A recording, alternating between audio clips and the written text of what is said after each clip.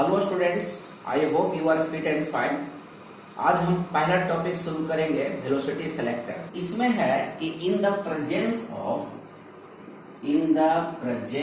Of cross electric and magnetic field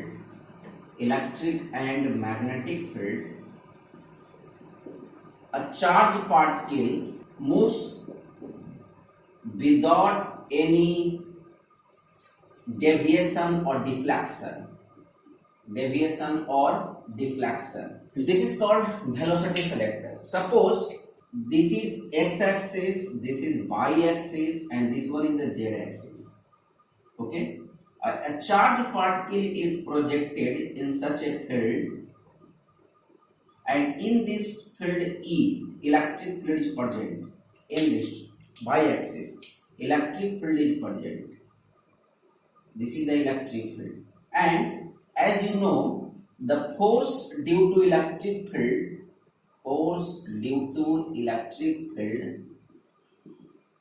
is equal to QE.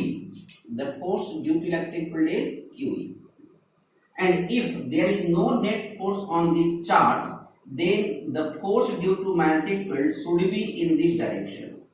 This is in this direction force due to electric field, and in this direction force in due to the magnetic field.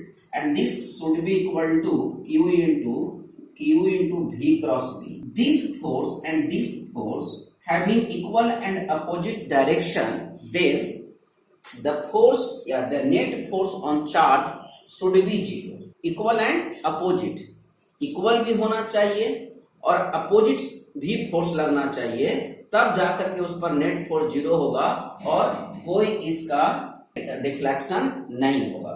उसके लिए क्या करना होगा, जैसे कि अब हम जानते हैं कि since charge particle is not deflected, hence QE equal to QVB, because in this case V and B must be perpendicular for the maximum force. If theta is 90 degree, then force is maximum. Then this and this charge is cancelled out, and the velocity is the ratio of the magnitude of velocity is equal to E by B. This velocity is called velocity selector. This principle is used first of all by J.J. Thomson to find the electron mass ratio, and this principle is also used in mass spectrometer, known as mass spectrometer. Further you study about this, the speed of light is equal to under root 1 by under root of, by the same rule, C equal to E by the same theory, and I will discuss in chapter of electromagnetic waves. अगर हम कहें कि इस direction में force लग रहा है और इस डायरेक्शन में वेलोसिटी है, ये तो देख ही रहा है कि इस डायरेक्शन में वेलोसिटी है, तो जो फोर्स लग रहा है वो फोर्स लग रहा है किसमें, माइनस जे में। तो हम यहाँ लिख सकते हैं कि फोर्स जो है वो माइनस जे में लग रहा है, तो लिख सकते हैं कि force equal to force in the direction of minus J. ठीक, चार्ज वेलोसिटी तो हम देख रहे हैं कि आई डायरेक्शन में, तो B किस डायरेक्शन में होगा, क्वेश्चन ये है कि B किस डायरेक्शन में होगा। तो हम लोग क्रॉस प्रोडक्ट सिंपली करते हैं, है ना। क्रॉस प्रोडक्ट में क्या लगते हैं कि अगर कोई ये I है, ये J, एक यूनिट वेक्टर मान लेते हैं I J के, तो अगर I के साथ हम क्या मल्टीप्लाई करें कि माइनस J होगा, तो बचता तो K ही है। तो अगर K को मल्टीप्लाई करते हैं इसके साथ, तो I क्रॉस K लिखेंगे तो माइनस जे हो जाएगा, तो कर दीजिए ये K। मतलब फोर्स जो है उसका मैग्नेटिक फील्ड का डायरेक्शन जो होगा वो इस डायरेक्शन में होगा। फोर्स अगर डाउनवर्ड लग रहा है तो मैग्नेटिक फील्ड जो होगा वो जेड एक्सिस पर होगा, मतलब K यूनिट वेक्टर की तरफ होगा, या जेड एक्सिस में होगा। इसमें सिंपल एक कंसेप्ट है कि कोई भी चार्ज पार्टिकल अगर क्रॉस इलेक्ट्रिक फील्ड और मैग्नेटिक फील्ड हो तो उसमें वो बिना डिफ्लेक्शन के क्रॉस पास कर जाएगा। कब पास करेगा? जब उसका वेलोसिटी का मैग्नीट्यूड E/B के रेशियो में होगा, है ना, तब जाकर के वो चार्ज जो है बिना डिफ्लेक्शन के पास कर जाएगा। एक जनरली और इसमें कंसेप्ट है कि कोई भी इलेक्ट्रोमैग्नेटिक वेव्स का जो स्पीड होता है वो डिपेंड करता है इसी रेशियो पे, E/B के रेशियो पे। आज का सेकंड टॉपिक है कि force on current carrying conductor. Force on current carrying conductor. तो सबसे पहला है कि आप लोग जानते हो कि force on current carrying conductor कैसे लगा। सबसे पहले ये तो आप एक फॉर्मूला जानते हो, लॉरेंज फोर्स। ये क्या कहता है कि अगर when a moving charge is placed in magnetic field,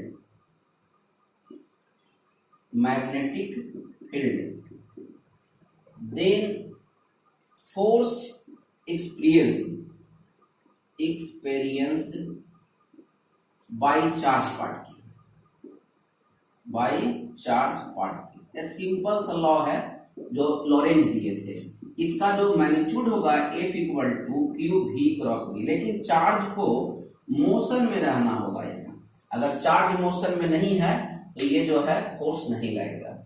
तो अब समझिए कि जो हम लोग अभी यूज करने वाले हैं कि अगर हम कोई कंडक्टर ले लिए, ठीक है, और ये कंडक्टर जो है मैग्नेटिक फील्ड में रखा हुआ है, मैग्नेटिक फील्ड में रखा हुआ है, ऐसे मैग्नेटिक फील्ड में रखा हुआ है, और इसमें इलेक्ट्रॉन जो है बहुत तेजी से मूव करता है हियर एंड देयर, है ना। ये सब पढ़ा चुके हैं कि इलेक्ट्रॉन थर्मल वेलोसिटी के कारण बहुत तेजी से मूव करता है। तब एक क्वेश्चन होगा कि सर जब ये तेजी से मूव कर रहा है तो इस पर भी फोर्स लगना चाहिए। तो हाँ, फोर्स तो लगता है इस पे, लेकिन इस केस में नेट फोर्स जीरो हो जाता है। नेट फोर्स क्यों जीरो होता है? क्योंकि इस पे अगर किसी कंडक्टर में अगर नेट वेलोसिटी नहीं होगा, मतलब करंट नहीं फ्लो कर रहा होगा, तो उस पर कोई नेट फोर्स नहीं लगने वाला है। सिंपल, अगर कोई भी मेटल का एक पीस लेंगे तो उसमें इलेक्ट्रॉन तो मूव करते रहेगा, और उसको मैग्नेटिक फील्ड में रख दीजिएगा, मतलब किसी और के संपर्क में रख दीजिएगा, मैग्नेट वगैरह के संपर्क में, तो ऐसा नहीं कि उस पर फोर्स लगेगा और मूव करने लगेगा, ऐसा नहीं है। क्योंकि उसका नेट फोर्स जो है ना, नेट फोर्स मिला करके जीरो हो जाएगा। तो करना क्या होगा तब? तो करना क्या होगा कि आपको एक कंडक्टर तो लेना ही है और उस कंडक्टर को मैग्नेटिक फील्ड में भी रखना है, ये भी बात सही है। लेकिन एक और इसमें शर्त लगा हुआ है कि आप इसको कोई बैटरी से कनेक्ट कर दीजिए, है ना, तब ना इसका जो है आपके पास करंट जाएगा। जब करंट पास करेगा इसके थ्रू, इस तरह से करंट जब पास करेगा, इसके अंदर में भी करंट होगा, तो करंट होगा तो इसका मतलब है कि यहाँ प्लस साइन है, यहाँ माइनस साइन है, मतलब इलेक्ट्रिक फील्ड जो है इधर से टक करेगा। तो इलेक्ट्रॉन का जो मोशन होगा ये इस डायरेक्शन में हो जाएगा। This is the motion of electron, sorry ये ड्रिफ्ट वेलोसिटी है, वीडी। वीडी जो आपको देख रहे हैं यहाँ, ये कांस्टेंट स्पीड है, कांस्टेंट स्पीड, इसी को हम लोग कहते हैं ड्रिफ्ट वेलोसिटी। ये ड्रिफ्ट वेलोसिटी या स्पीड जो भी इसको कह लीजिए, ठीक है। स्पीड इसलिए वेलोसिटी से लिखते हैं कि ये एक डायरेक्शन में, इसलिए इसको वेलोसिटी लिखते हैं। तो ये डायरेक्शन फिक्स है, किधर से? तो निगेटिव यानी लोअर पोटेंशियल से हायर पोटेंशियल की ओर इलेक्ट्रॉन मूव कर रहा है। तो फोर्स ऑन ईच इलेक्ट्रॉन अगर निकालिएगा, F is equal to force on each electron. एक इलेक्ट्रॉन पर फोर्स कितना लगा? सिंपल सी बात है, माइनस ई और Vd क्रॉस बी लिखेंगे। देखिए इस तरह से तो आप डायरेक्शन भी निकाल सकते हैं फोर्स का। कैसे निकालिएगा? हम इसको इक्वेशन 1 मान लेते हैं फिलहाल, ठीक है। लेकिन एक इलेक्ट्रॉन पे हम निकाल रहे हैं, एक इलेक्ट्रॉन पे फोर्स किस डायरेक्शन में लग रहा है, क्वेश्चन ये है। तो देखिए आप क्रॉस प्रोडक्ट जानते हैं करना, अगर सबसे बेस्ट तरीका है क्रॉस प्रोडक्ट कीजिए, या आप उसको थंब रूल से भी इस्तेमाल कर सकते हैं। कि आपका भी किधर है? भी इस डायरेक्शन में है, अब भी कहाँ है? ऊपर की ओर, ठीक है। तो भी को मूव कीजिएगा तो फोर्स आप अपने आप देखिएगा कि देखिए ये जो है भी को मूव करा रहे हैं, भी को किधर मूव कराइएगा, बी के तरफ, तो मूव कराए, लेकिन ये डायरेक्शन नहीं होगा क्योंकि ये निगेटिव साइन है, इसलिए इसका अपोजिट हो जाएगा और ये फोर्स लगेगा के डायरेक्शन में, फोर्स लगेगा कहां, के डायरेक्शन में फोर्स लगेगा, इस चीज को ध्यान दीजिएगा। तो V cross B right hand thumb rule से निकाल सकते हैं, राइट हैंड थंब रूल से, ठीक है। लेकिन आप इससे भी निकाल सकते हैं कि force is equal to VD किस डायरेक्शन में है, तो VD माइनस आई में है, ठीक। क्रॉस B कैसे निकाल लीजिए, J डायरेक्शन में है। तो अभी बताए कि अगर I क्रॉस J होता तो K होता, लेकिन ये माइनस K हो जाएगा, इसलिए फोर्स जो लगेगा वह माइनस K में लगेगा, ठीक। लेकिन इलेक्ट्रॉन निगेटिव चार्ज है, इलेक्ट्रॉन क्या है, निगेटिव चार्ज है, देखिए यहां निगेटिव लगा रहे हैं, तो ये फाइनली जो हो जाएगा वह हो जाएगा के डायरेक्शन में, मतलब जेड एक्सिस में। तो जेड एक्सिस में यानी कि अगर हम डायग्राम बना दे इस तरह से, तो ये VD हो जाएगा, ये B हो जाएगा और फोर्स कुछ ऐसे लगेगा, ये आपका रिप्रेजेंट कर रहा है कि ये फोर्स लग रहा है, ये VD है और ये क्या है, तीनों एक दूसरे का म्यूचुअली परपेंडिकुलर है, ये भी ध्यान दीजिएगा, म्यूचुअली परपेंडिकुलर है। इसको लिख लीजिएगा कि VD, B and F are mutually perpendicular. ये तो आप लिख भी सकते हो कि ये माइनस आई में है, ये आपका B कहाँ है तो J में है, और ये कहाँ है तो K में है। क्लियर एकदम मैसेज देता है, ये यूनिट वेक्टर लिखने से आपको सारा चीज क्लियरली समझा देता है, ठीक है। लेकिन ये तो बात हुआ कि एक इलेक्ट्रॉन पे ये फोर्स लगा, लेकिन इसमें तो एक इलेक्ट्रॉन है नहीं, इसमें तो इलेक्ट्रॉन का समुद्र है, समझिए एक छोटा सा भी कंडक्टर का टुकड़ा है तो इलेक्ट्रॉन का समुद्र है वो, तो उस पे तो एक इलेक्ट्रॉन पे जब इतना फोर्स लग रहा है तो सब इलेक्ट्रॉन मिलकर के कितना फोर्स लगेगा, बात तो सही कहना आपका है। तो चलिए अब चलते हैं ढेर सारा इलेक्ट्रॉन पे निकालने के लिए, जो फोर्स निकाले हैं वह एक इलेक्ट्रॉन पे नहीं, जितने सारे इलेक्ट्रॉन हैं सब पे फोर्स कैसे निकलेगा, और जब ये छोटा छोटा फोर्स मिल करके सारा फोर्स को ऐड करेगा तो वह कंडक्टर मूव करते हुए दिखेगा। अभी एक इलेक्ट्रॉन से क्या दिखेगा, बहुत छोटा फोर्स होगा, एक इलेक्ट्रॉन से नहीं दिखेगा, लेकिन सब इलेक्ट्रॉन मिल करके, मतलब इस पर जितना भी इलेक्ट्रॉन इसमें आएगा, इसमें बहुत सारा इलेक्ट्रॉन होगा इससे, लेकिन सबका मोशन ये यूनिडायरेक्शनल रहता है, इस डायरेक्शन रहता है। यानी कि अगर कोई मैग्नेटिक फील्ड इधर है किस डायरेक्शन में, J डायरेक्शन में, और ड्रिफ्ट वेलोसिटी सबका कांस्टेंट होगा किस डायरेक्शन में, माइनस आई डायरेक्शन, तो जो फोर्स लगेगा वह जरूर होगा किस डायरेक्शन में, के डायरेक्शन में। के लिखिएगा तो वेक्टर लिखने की आवश्यकता नहीं। और तीनों क्या है, तीनों एक दूसरे पे, ये एक दूसरे पे, ये एक दूसरे पे, सब 90 डिग्री है, ये भी 90 है तो ये भी 90, मतलब ये आपके तरफ है, परपेंडिकुलर टू द बोर्ड, हम बोर्ड लिखेंगे आप लोग पेपर लिखेगा, ये के है ये परपेंडिकुलर टू बोर्ड है, परपेंडिकुलर आउटवर्ड फैक्ट इसका। अब हमको निकालते हैं, तो सबसे पहले हम कंसीडर करेंगे, consider n number of electrons per unit volume, per unit volume, और वॉल्यूम ऑफ कंडक्टर कितना होगा, वॉल्यूम ऑफ कंडक्टर, तो वॉल्यूम ऑफ कंडक्टर के लिए एक तो पहले लेंथ लेना होगा, क्रॉस सेक्शन एरिया L लेना होगा, तो वॉल्यूम तो पता ही होगा, क्रॉस सेक्शन एरिया इनटू क्या होता है L, तो टोटल वॉल्यूम ऑफ इलेक्ट्रॉन निकल गया। तो अगर n इलेक्ट्रॉन यूनिट वॉल्यूम में है तो टोटल इलेक्ट्रॉन कितना होगा Al में, तो मल्टीप्लाई कर देंगे, तो n जो होगा total number of electrons, total number of electrons in conductor, total number of electrons in conductor, कितना कंडक्टर में टोटल इलेक्ट्रॉन है, तो इलेक्ट्रॉन कितना होगा, तो n number of electron point volume और इनटू टोटल वॉल्यूम, ये हो गया नंबर ऑफ इलेक्ट्रॉन हो गया, ठीक है। अब आता है कि चार्ज कितना होगा, क्योंकि हमको तो चार्जिंग पे डिपेंड करता है ना फोर्स, जो लॉरेंज फोर्स है वो चार्ज पे डिपेंड करता है, तो हमको फाइनली चार्ज तो निकालना ही पड़ेगा। तो चार्ज निकालने के लिए हम लोग Q इक्वल टू NE का इस्तेमाल करेंगे, तो ये आपका निकल जाएगा NE, तो NaL इंटू E, ये निकल गया आपका चार्ज, कितना अमाउंट ऑफ चार्ज है। तो ये जो फोर्स निकाल रहे हैं ये टोटल फोर्स ऑन कंडक्टर है, टोटल फोर्स ऑन कंडक्टर। तो ये कितना हो जाएगा, तो n, और ये जो लिखे थे कि ये टोटल नंबर ऑफ इलेक्ट्रॉन है, यानी कि Ne, और जो Vd आप लिखे हैं वो तो आप लिखेंगे Vd क्रॉस B, ये लिखेंगे। तो n कितना निकला, तो NaLe और हो जाएगा Vd और क्रॉस B। इक्वेशन नंबर 3 कर दीजिए, इसको 2 कर दीजिए। अब एक और रिलेशन आपको याद होगा, ड्रिफ्ट वेलोसिटी में पढ़ाए हैं कि as we know that I is equal to ANEVD लिखे थे, याद होगा शायद आपको, है ना। as we know that I equal to ANEVD। अब दोनों साइड L को मल्टीप्लाई करते हैं, IL into ALNEVD, ठीक है।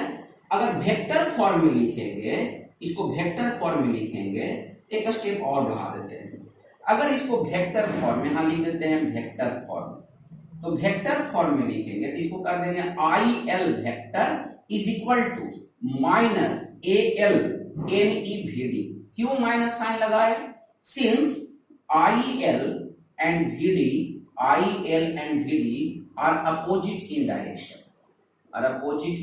direction, ठीक है।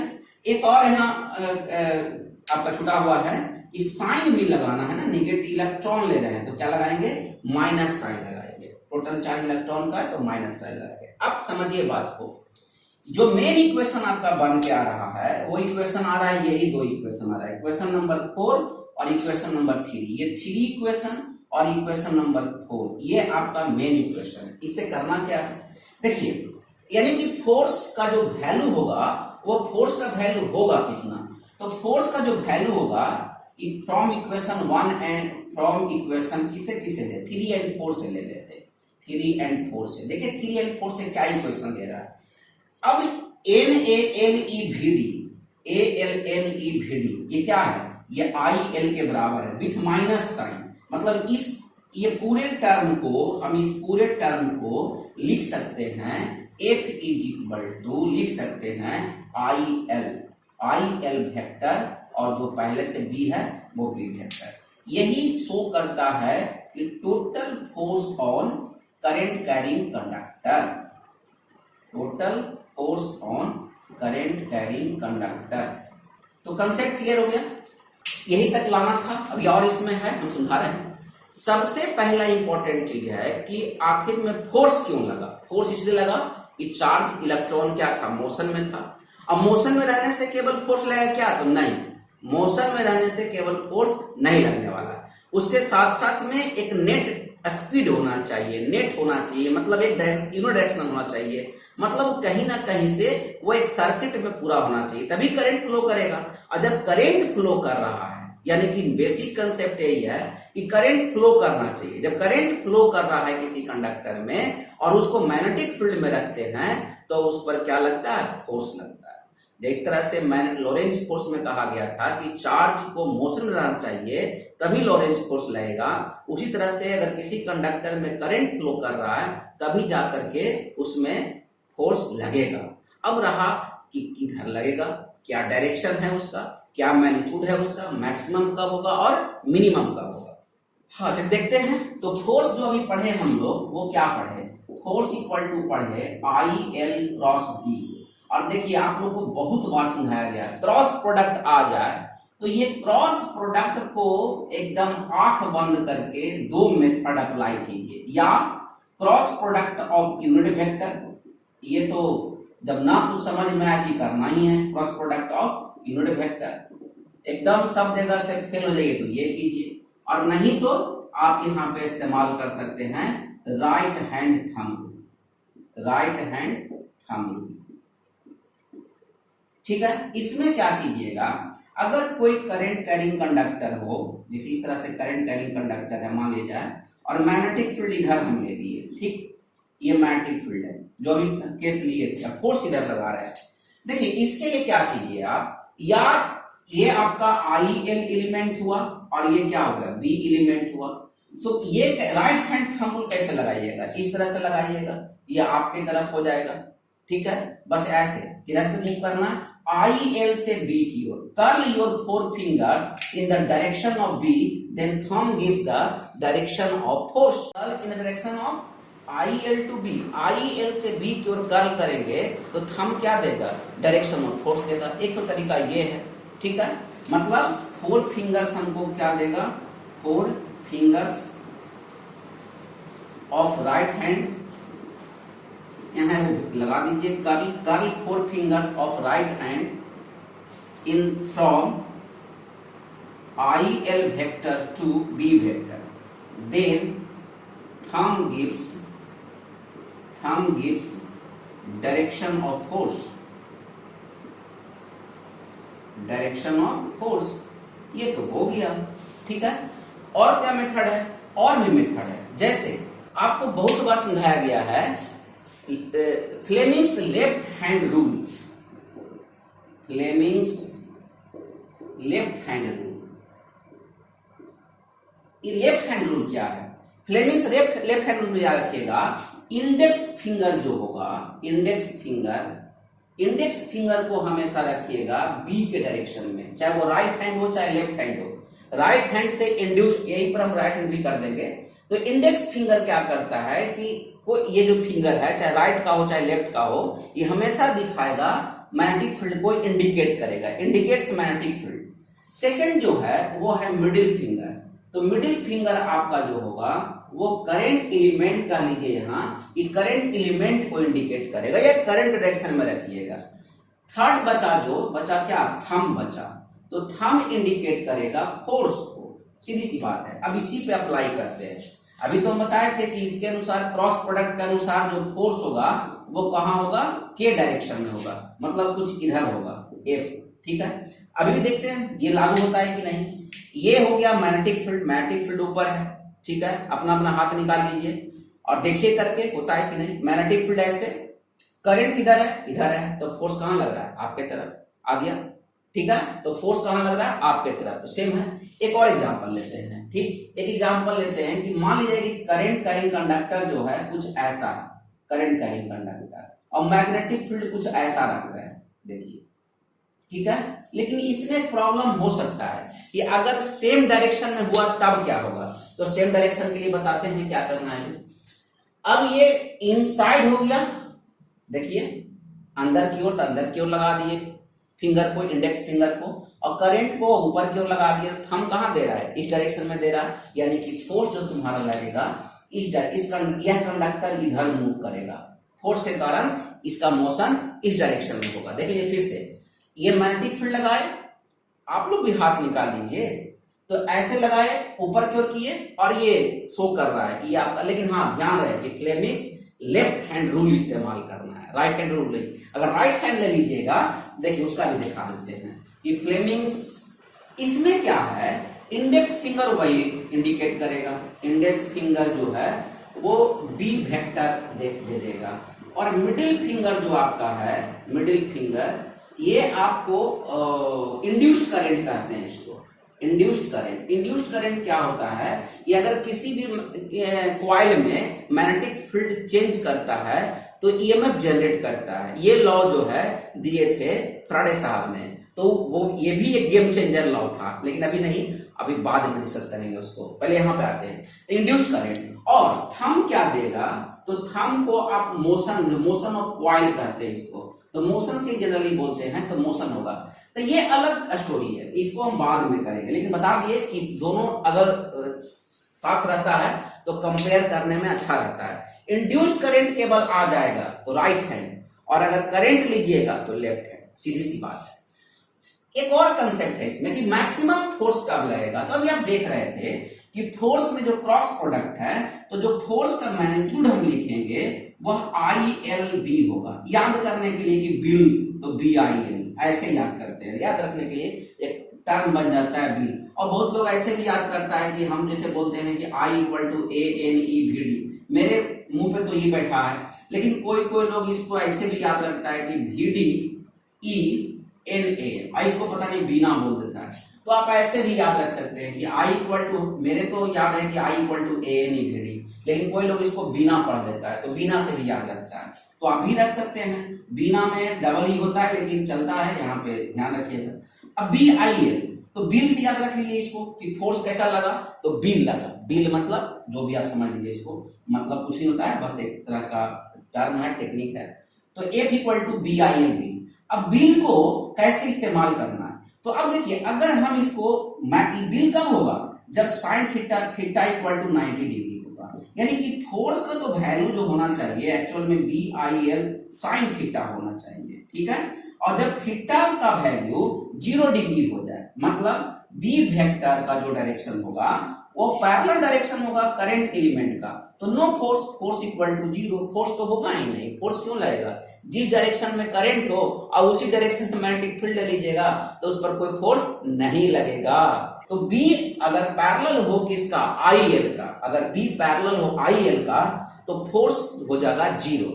लेकिन अगर थीटा का वैल्यू 90 डिग्री हुआ तो यह फोर्स मैक्सिमम फोर्स कहलाएगा, मतलब B vector perpendicular to I L vector, तो यह जो फोर्स होगा वह मैक्सिमम फोर्स होगा और यह maximum force B I L कहलाएगा। तो बात दरअसल ये है, एक सिंपल सा लॉजिक है, किसी भी करंट कैरिंग कंडक्टर को किसी दूसरे मैग्नेटिक फील्ड में रख देंगे तो उस पर फोर्स लगता है, उस फोर्स का वैल्यू निकालते हैं F equal to I L cross B. बस इतना ही बात है। डायरेक्शन कैसे निकालेंगे, तो या राइट हैंड थंब रूल इस्तेमाल कीजिए, cross product of unit vector याद कीजिए, या फ्लेमिंग्स लेफ्ट हैंड रूल को इस्तेमाल कीजिए। ये डिपेंड करता है आप पे भी और सिचुएशन पर भी डिपेंड करता है कि कौन सा लॉ कहां पर फिट बैठता है। तो ये तो जज करना होगा आपको कि कैसे जज करते हैं, कैसे जल्दी से निकालते हैं। जो मेथड आपको अच्छा लगे उस पर काम कर देना। चलिए अब आगे का जो अभी पढ़ाए हम उसी का इस्तेमाल कर रहे हैं कि अगर कोई दो करंट कैरिंग कंडक्टर अगर नजदीक में आ जाए, सपोज दैट ऐसे आ जाए चाहे ऐसे आ जाए, कैप डायरेक्शन ऑफ करंट को शो कर रहा है। अगर कोई दो करंट कैरिंग कंडक्टर इधर हो तो ये अट्रैक्ट करेगा कि रिपेल करेगा, ठीक है, या अपोजिट हो जाए तो अट्रैक्ट करेगा या रिपेल करेगा। ये फोर्स क्यों लगाएगा, एक दूसरे पर फोर्स क्यों लगाएगा, ये भी एक क्वेश्चन है। तो पहले यही समझा देते हैं कि फोर्स क्यों लगेगा।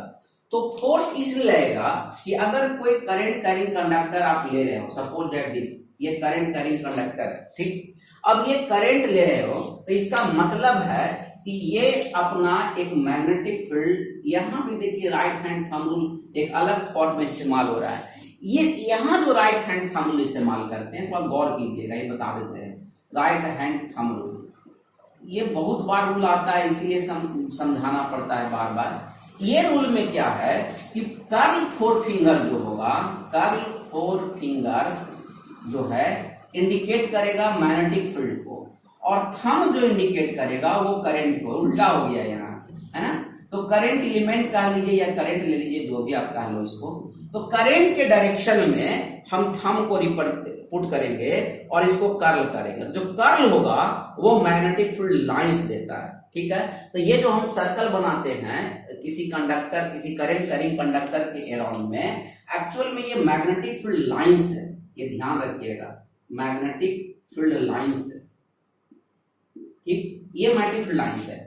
तो अब जब इसको हम इस तरह से रखें और ये इस तरह से बना, इस तरह से, मतलब ये जो कंडक्टर अब आ गया, अब ये जो कंडक्टर, जो सेकंड वाला कंडक्टर है वो इस कंडक्टर के मैग्नेटिक फील्ड में है। बात ये है कि जो सेकंड कंडक्टर जो हम रखे, वह सेकंड कंडक्टर जो है फर्स्ट कंडक्टर के मैग्नेटिक फील्ड में लाई कर रहा है। उसी तरह से फर्स्ट कंडक्टर जो है सेकंड कंडक्टर के मैग्नेटिक फील्ड में है। तो यानी कि दोनों एक दूसरे के परस्पर के मैग्नेटिक फील्ड में है, इसलिए वो फोर्स लगाता है। अब फोर्स अट्रैक्शन होगा कि रिपल्सन होगा, अभी चर्चा करते हैं, ठीक है। अब समझिए कि अगर यह कंडक्टर इस कंडक्टर के जो है मैग्नेटिक फील्ड प्रोड्यूस कर रहा है वो इनवर्ड है, इसको लगाते हैं Fleming's left hand palm rule. देखिए यहां पे जब हम क्या निकालते हैं, मैग्नेटिक फील्ड निकालते हैं, किसके लिए, स्ट्रेट कंडक्टर के लिए, स्ट्रेट करंट कैरिंग कंडक्टर के लिए अगर मैग्नेटिक फील्ड का डायरेक्शन निकालना हो तो सबसे सिंपल तरीका है कि आप फ्लेमिंग्स फ्लेमिंग्स का लेफ्ट हैंड रूल इस्तेमाल कीजिए, लेफ्ट हैंड पाम रूल इस्तेमाल कीजिए, लेफ्ट हैंड पाम रूल।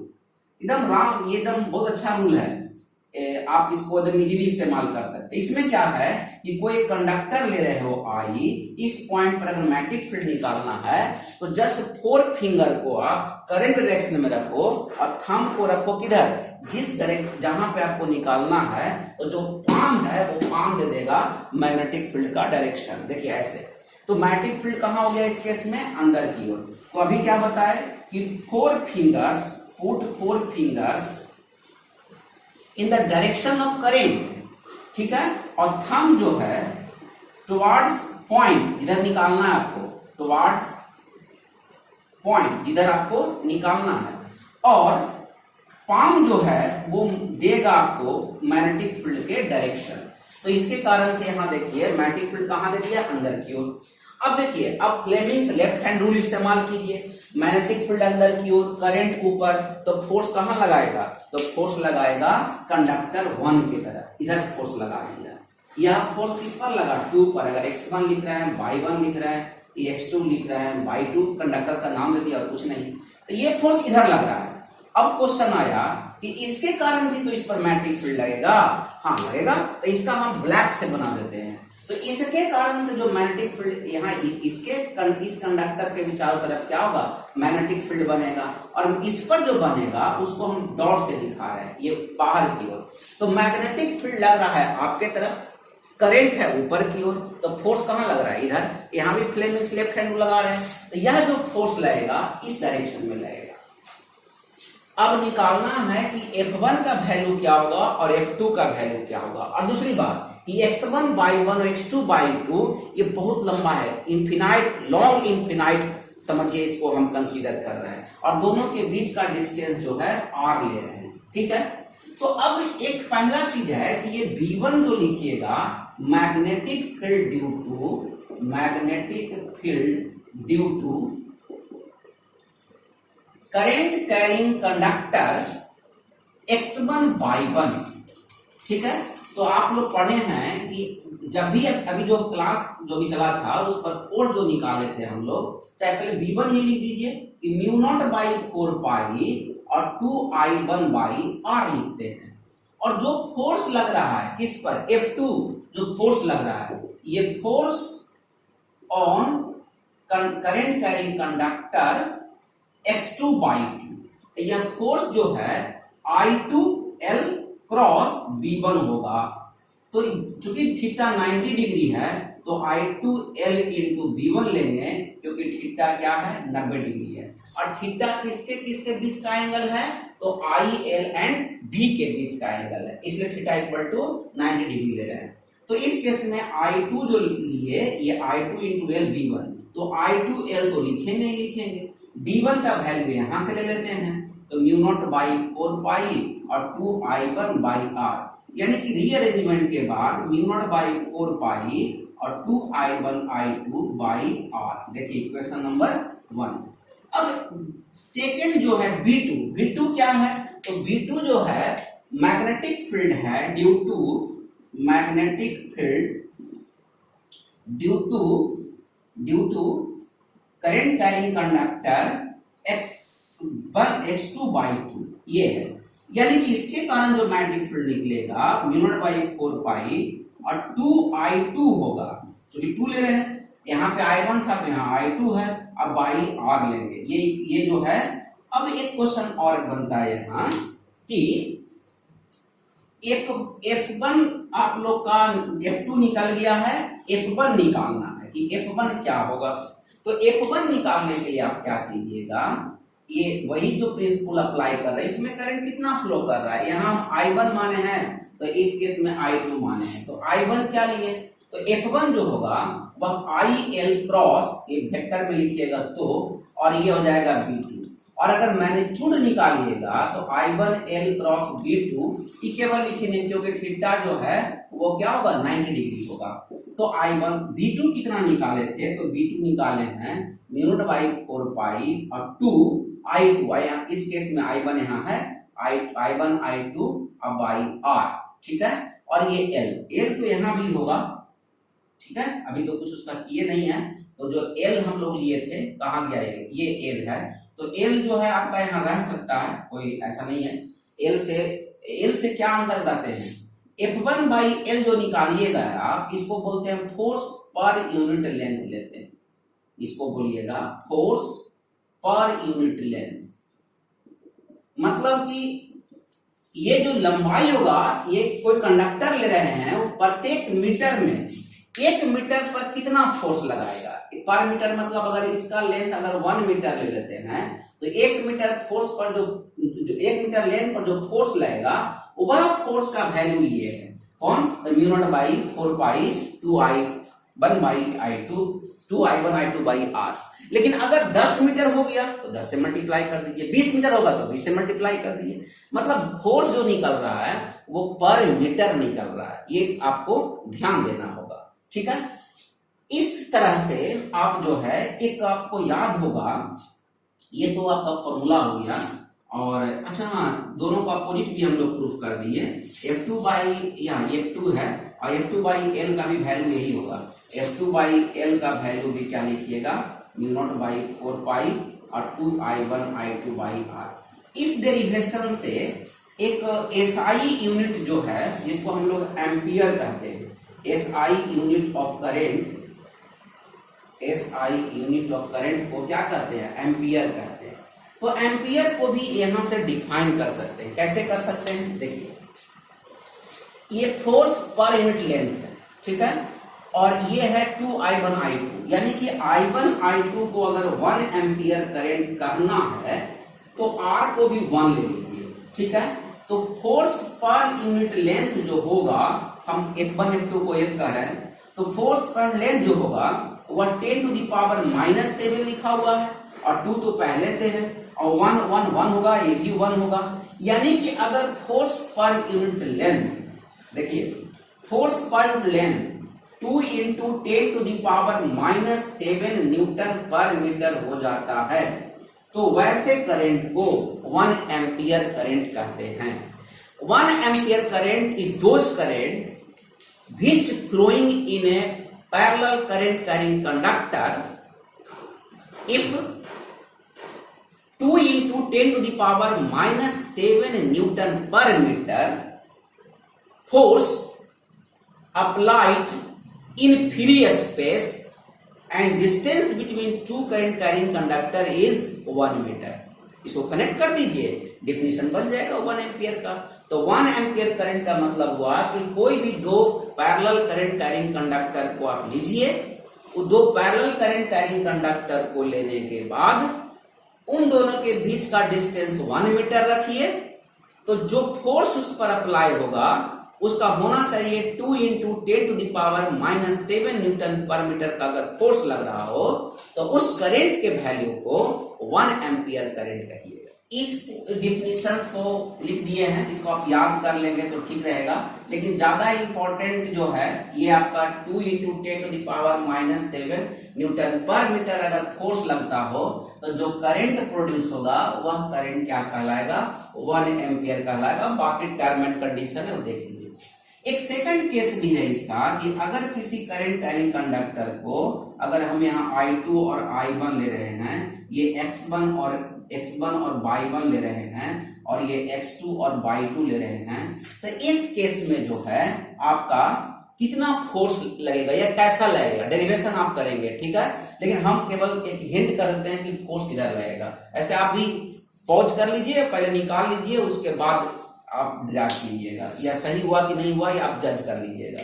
तो अगर पहला शर्त है कि मैग्नेटिक फील्ड निकाले कि मैग्नेटिक फील्ड है किधर, तो अगर करंट करेंगे इधर है, अब थंब इधर है, इसका मतलब इस पे जो है इसको B1 कह दीजिए, ठीक है। और ये अगर डाउनवर्ड है इस तरह से, तो इस पर भी जो है मैग्नेटिक फील्ड डाउनवर्ड ही लग रहा है, क्लियर। अब देखिए चेंज कहाँ आएगा, चेंज आएगा मैग्नेटिक फील्ड अंदर की ओर, करंट के ऊपर, तो फोर्स लगा इस डायरेक्शन में, तो फोर्स हो गया इस डायरेक्शन में। इसको थोड़ा इस तरह से दिखाते हैं, ठीक है, ब्लू रंग से दिखा देते हैं आप लोग को समझने के लिए। ये देखिए, इस पर F1, इस पर क्या लगा रहा है, F1 मतलब फोर्स ऑन कंडक्टर 1। अब इस केस में आप लोग खुद निकालिए, तब मेरा देखिएगा। मैग्नेटिक फील्ड अंदर की ओर, करंट एलिमेंट नीचे, तो फोर्स आपका इधर दिखा रहा है। क्यों दिखा रहा है इधर? क्योंकि हम गलत हैंड इस्तेमाल किए हैं। ये भी आप लोग करते हैं, इसलिए भी करके दिखाए। तो लेफ्ट हैंड इस्तेमाल करना है ना, हाथ नहीं चेंज कर देना अपने सुविधा के लिए, हाथ वही रखना है। तो ये मैग्नेटिक फील्ड है, तो मैग्नेटिक फील्ड अंदर की ओर, करंट कहाँ? नीचे की ओर, तो फोर्स कहाँ लगा? उस डायरेक्शन में, इसलिए फोर्स जो है इस डायरेक्शन में होगा। तो इस तरह से आप लोग समझ गए होंगे। इसका डेरिवेशन सिमिलरली वैसा ही होगा, आप लोग कर लीजिएगा। एग्जाम में ट्विस्ट करता है तो कभी पैरेलल करंट दे देगा और कभी एंटी पैरेलल दे देगा। नेक्स्ट टॉपिक है कि कोई भी करंट कैरिंग लूप होगा या कॉइल जिसको हम लोग बोलते हैं, उस पर फोर्स कितना होगा या टॉर्क कितना होगा। टॉर्क आप लोग जानते होंगे, एक टर्म जो क्लास 11 में पढ़ाया गया होगा, टॉर्क। तो टॉर्क जो है इसको हम लोग बोलते हैं रोटेशनल फोर्स, और इसका जो फॉर्मूला होता है ऐसे वेक्टर के फॉर्म में लिखते हैं तो R क्रॉस F होता है, ठीक। और इसी को हम लोग torque equal to RF sine theta भी लिखेंगे मैग्नीट्यूड के रूप में, ठीक। जहां R जो है perpendicular distance between two line of action,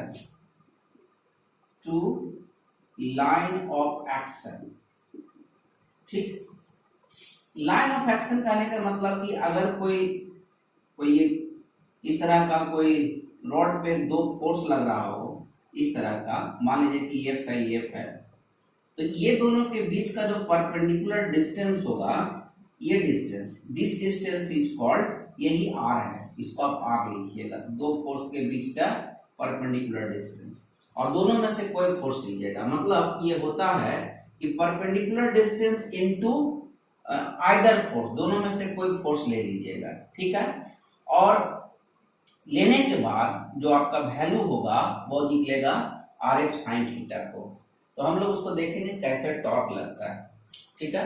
force चूंकि हम लोग पढ़ चुके हैं तो हम लोग टॉर्क भी अब निकाल दे सकते हैं। तो ये क्लास 11 का था, इसको आपको समझना होगा। इसको न्यूटन मीटर में हम लोग डिनोट करते हैं। इस यूनिट को स्पेशल यूनिट है टॉर्क का, जिसको हम लोग कहते हैं न्यूटन मीटर।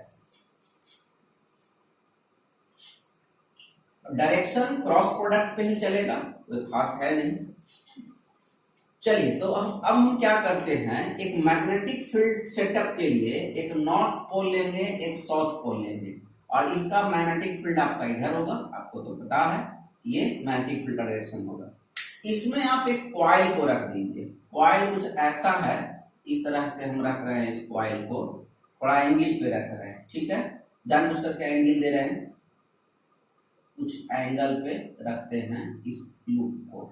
ये लूप है, अभी सिंगल टर्न ले रहे हैं, बाद में हम लोग एन टर्न करके निकाल लेंगे। तो करंट जो है ये A B C D है, और करंट का डायरेक्शन A से B, B से C, C से D और D से A। समझने का भी प्रयास कीजिए। अभी हम कुछ मैथमेटिकल कैलकुलेशन नहीं कर रहे हैं, केवल समझाने का प्रयास कर रहे हैं। अब देखिए हो क्या रहा है इसमें कि जब इस कॉइल को, करंट कैरिंग कॉइल को अगर मैग्नेटिक फील्ड में आप प्लेस कर दिए, देखिए गौर कीजिएगा थोड़ा सा, यहाँ पे ध्यान देने की एक बात है कि जो ये मैग्नेटिक फील्ड जो आप देख रहे हैं, आप इसको थोड़ा बड़ा भी कर लीजिए अगर कहिए इस तरह से। तो अब जो ये आप देख रहे हो ये, तो इसके कारण से दो तीन चीज नोट करना है। ये प्लेन कुछ ऐसा प्लेन है, कुछ ऐसा है, ये लूप मान लेते हैं कि रेक्टेंगुलर लूप है। तो जब इस तरह से रहेगा और ये मैग्नेटिक फील्ड इधर है, तो मतलब ये ए बी पोर्शन आपके तरफ है, ए और बी, ठीक है, बी और सी, सी से डी, इस तरह से। तो अगर कोई मैग्नेटिक फील्ड को इस तरह से इन करवा रहा हो, इसमें इस कॉइल में इस तरह से इन करा रहा हो, इसी को थोड़ा सा हम ट्विस्ट कर दिए। ट्विस्ट करने का भी रीजन है, ऐसे हम ट्विस्ट कर दिए थोड़ा ऐसे, ठीक है, ताकि मैग्नेटिक फील्ड से ये कुछ एंगल बना सके। लेकिन फिलहाल हम जो ले रहे हैं ये नॉर्मल ले रहे हैं। देखिए ये नॉर्मल ऐसे, जो अभी हम फिगर बनाएंगे, जो इसका स्कीमेटिक बनाएंगे अभी हम, उसका हम बात कर रहे हैं। ये एन लेते हैं, ये एन डैश लेते हैं। सबसे तारीफ की समझना इस बात को या फिर एंगल कैसे कंसीडर करते हैं, बस इतना ही समझना आपको कि कैसे कंसीडर कर रहे हैं एंगल को। तो ये जो बी वेक्टर है, बी वेक्टर थीटा है नॉर्मल से, ये इतना ध्यान रखिएगा। ये भी जो नॉर्मल से आप ले रहे हैं, ये जो बी वेक्टर होगा ये नॉर्मल से थीटा पे है, ये इस बात को ध्यान दीजिएगा। यानी कि थीटा जो है angle between magnetic field and ये आपका जो करेंट एलिमेंट है, मतलब हम करेंट एलिमेंट नहीं, नॉर्मल लेंगे, ठीक है। नॉर्मल से एंगल है, यानी ऐसे भी कह सकते हैं कि angle between angle measured from normal, ऐसे भी लिख सकते हो।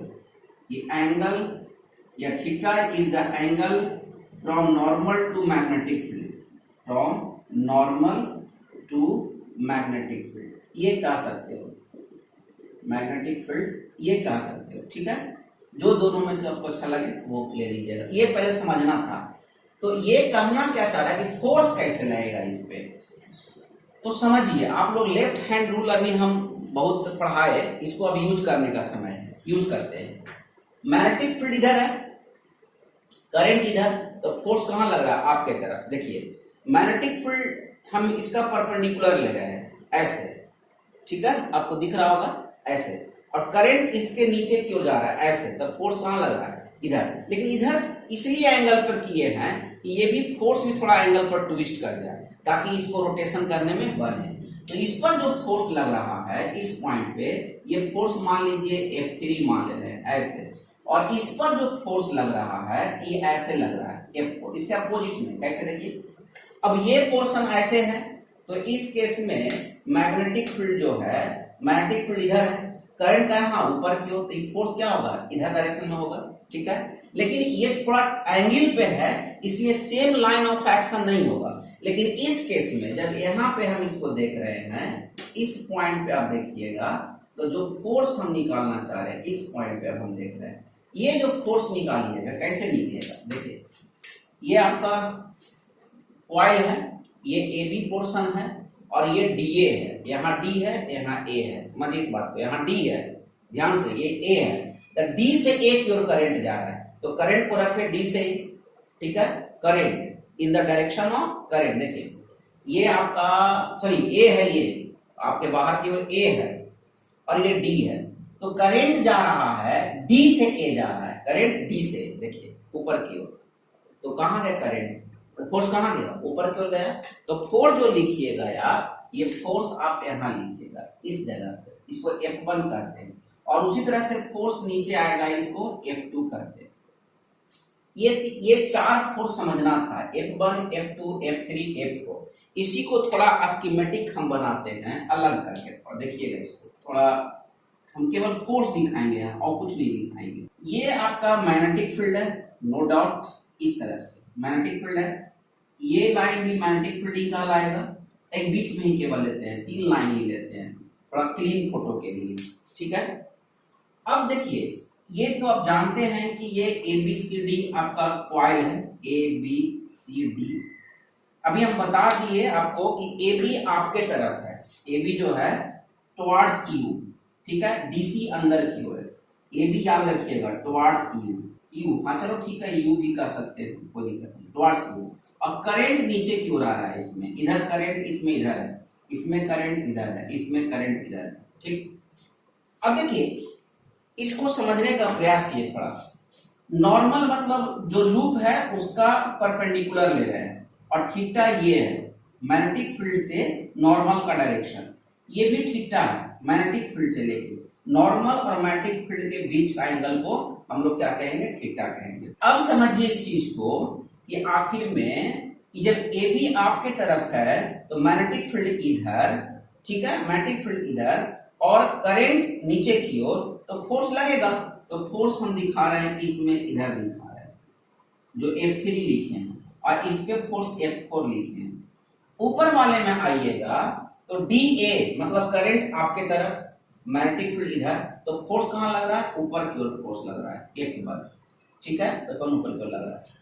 और इसमें B से C की ओर है, तो C किधर है? अंदर की ओर, तो ये फोर्स नीचे हो जाएगा इस तरह से F1 F2। अब हम लोग को करना क्या होगा समझिए, F1 क्या है, फोर्स ऑन आर्म AB, ठीक है। तो फोर्स कितना फोर्स है, तो आप लोग लिखते हैं ना IL क्रॉस B, ठीक। तो I तो I है, L की जगह पर क्या लीजिएगा DA, ये वेक्टर फॉर्म में हम करंट का भी डायरेक्शन ले रहे हैं DA और क्रॉस B, और दोनों के बीच में हम लोग का जो डायरेक्शन होगा किसके किसके बीच में IL और B का जो डायरेक्शन होगा वो कुछ ना कुछ होगा, ठीक है। कैसे तय करेंगे, देखिए ये आपका करंट एलिमेंट है और ये नॉर्मल है, ये नॉर्मल है, देखिए ये नॉर्मल है, तो ये तो 90 डिग्री होगा, तो ये कितना हो गया प्लस थीटा। तो आप लोग यहां लिखिएगा I और DA, ठीक है, और B और कॉस साइन जो क्रॉस प्रोडक्ट है 90 प्लस थीटा। एक और बात, consider breadth of loop is B and length is L, then F1 का जो वैल्यू होगा वह हो जाएगा ID। अब IDA क्यों लें, DA के जगह पर हम B पुट कर रहे हैं, B, ठीक है, और cos थीटा ले लेते हैं, ठीक है। अब इसको इक्वेशन 1 मान लेते हैं। नेक्स्ट जो है F2 जो है, F2 लिखेंगे कि फोर्स ऑन आर्म, कौन सा आर्म लेंगे, तो force on arm BC, force on arm BC, ठीक है। तो इस केस में भी हम लोग लिखेंगे वही फोर्स जो IL क्रॉस B होता है। अब देखिए IL इस डायरेक्शन में है और B इस केस में है, तो एंगल कौन सा लेना होगा हम लोग को, एंगल जो लेना होगा ये एंगल लेना होगा, देखिएगा ये गौर से देखिएगा, ये एंगल यानी कि ये एंगल लीजिएगा, ये वाला एंगल। तो अगर ये नॉर्मल, ये तो नॉर्मल है यहां से यहां तक थीटा है, तो ये एंगल का वैल्यू 90 माइनस थीटा होगा, ये ध्यान दीजिएगा। तो ये जो एंगल हम लोग लिख रहे हैं ये 90 माइनस थीटा होगा। तो इस केस में जो आप IL क्रॉस B लिखे, तो यहां भी वही केस होगा कि I इंटू BC, ठीक है, BC और क्रॉस क्यों लिखेंगे आप, अच्छा लिख सकते हैं B कर देते हैं इसको, अच्छा तब ये वेक्टर फॉर्म में लिखेंगे हम, ठीक है। जब भी अगर राइट साइड वेक्टर होगा तो लेफ्ट साइड भी वेक्टर होगा। तो अब इसको स्केलर में लिख रहा है, मतलब मैग्नीट्यूड लिख रहा है, तो FT इक्वल टू IB और ये साइन हो जाएगा और 90 माइनस थीटा हो जाएगा। तो इस केस में भी कॉसिंग होगा, इक्वेशन नंबर 2। अब देखिए F1 and F2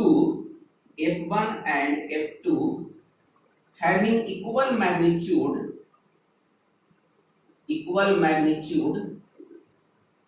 and opposite direction,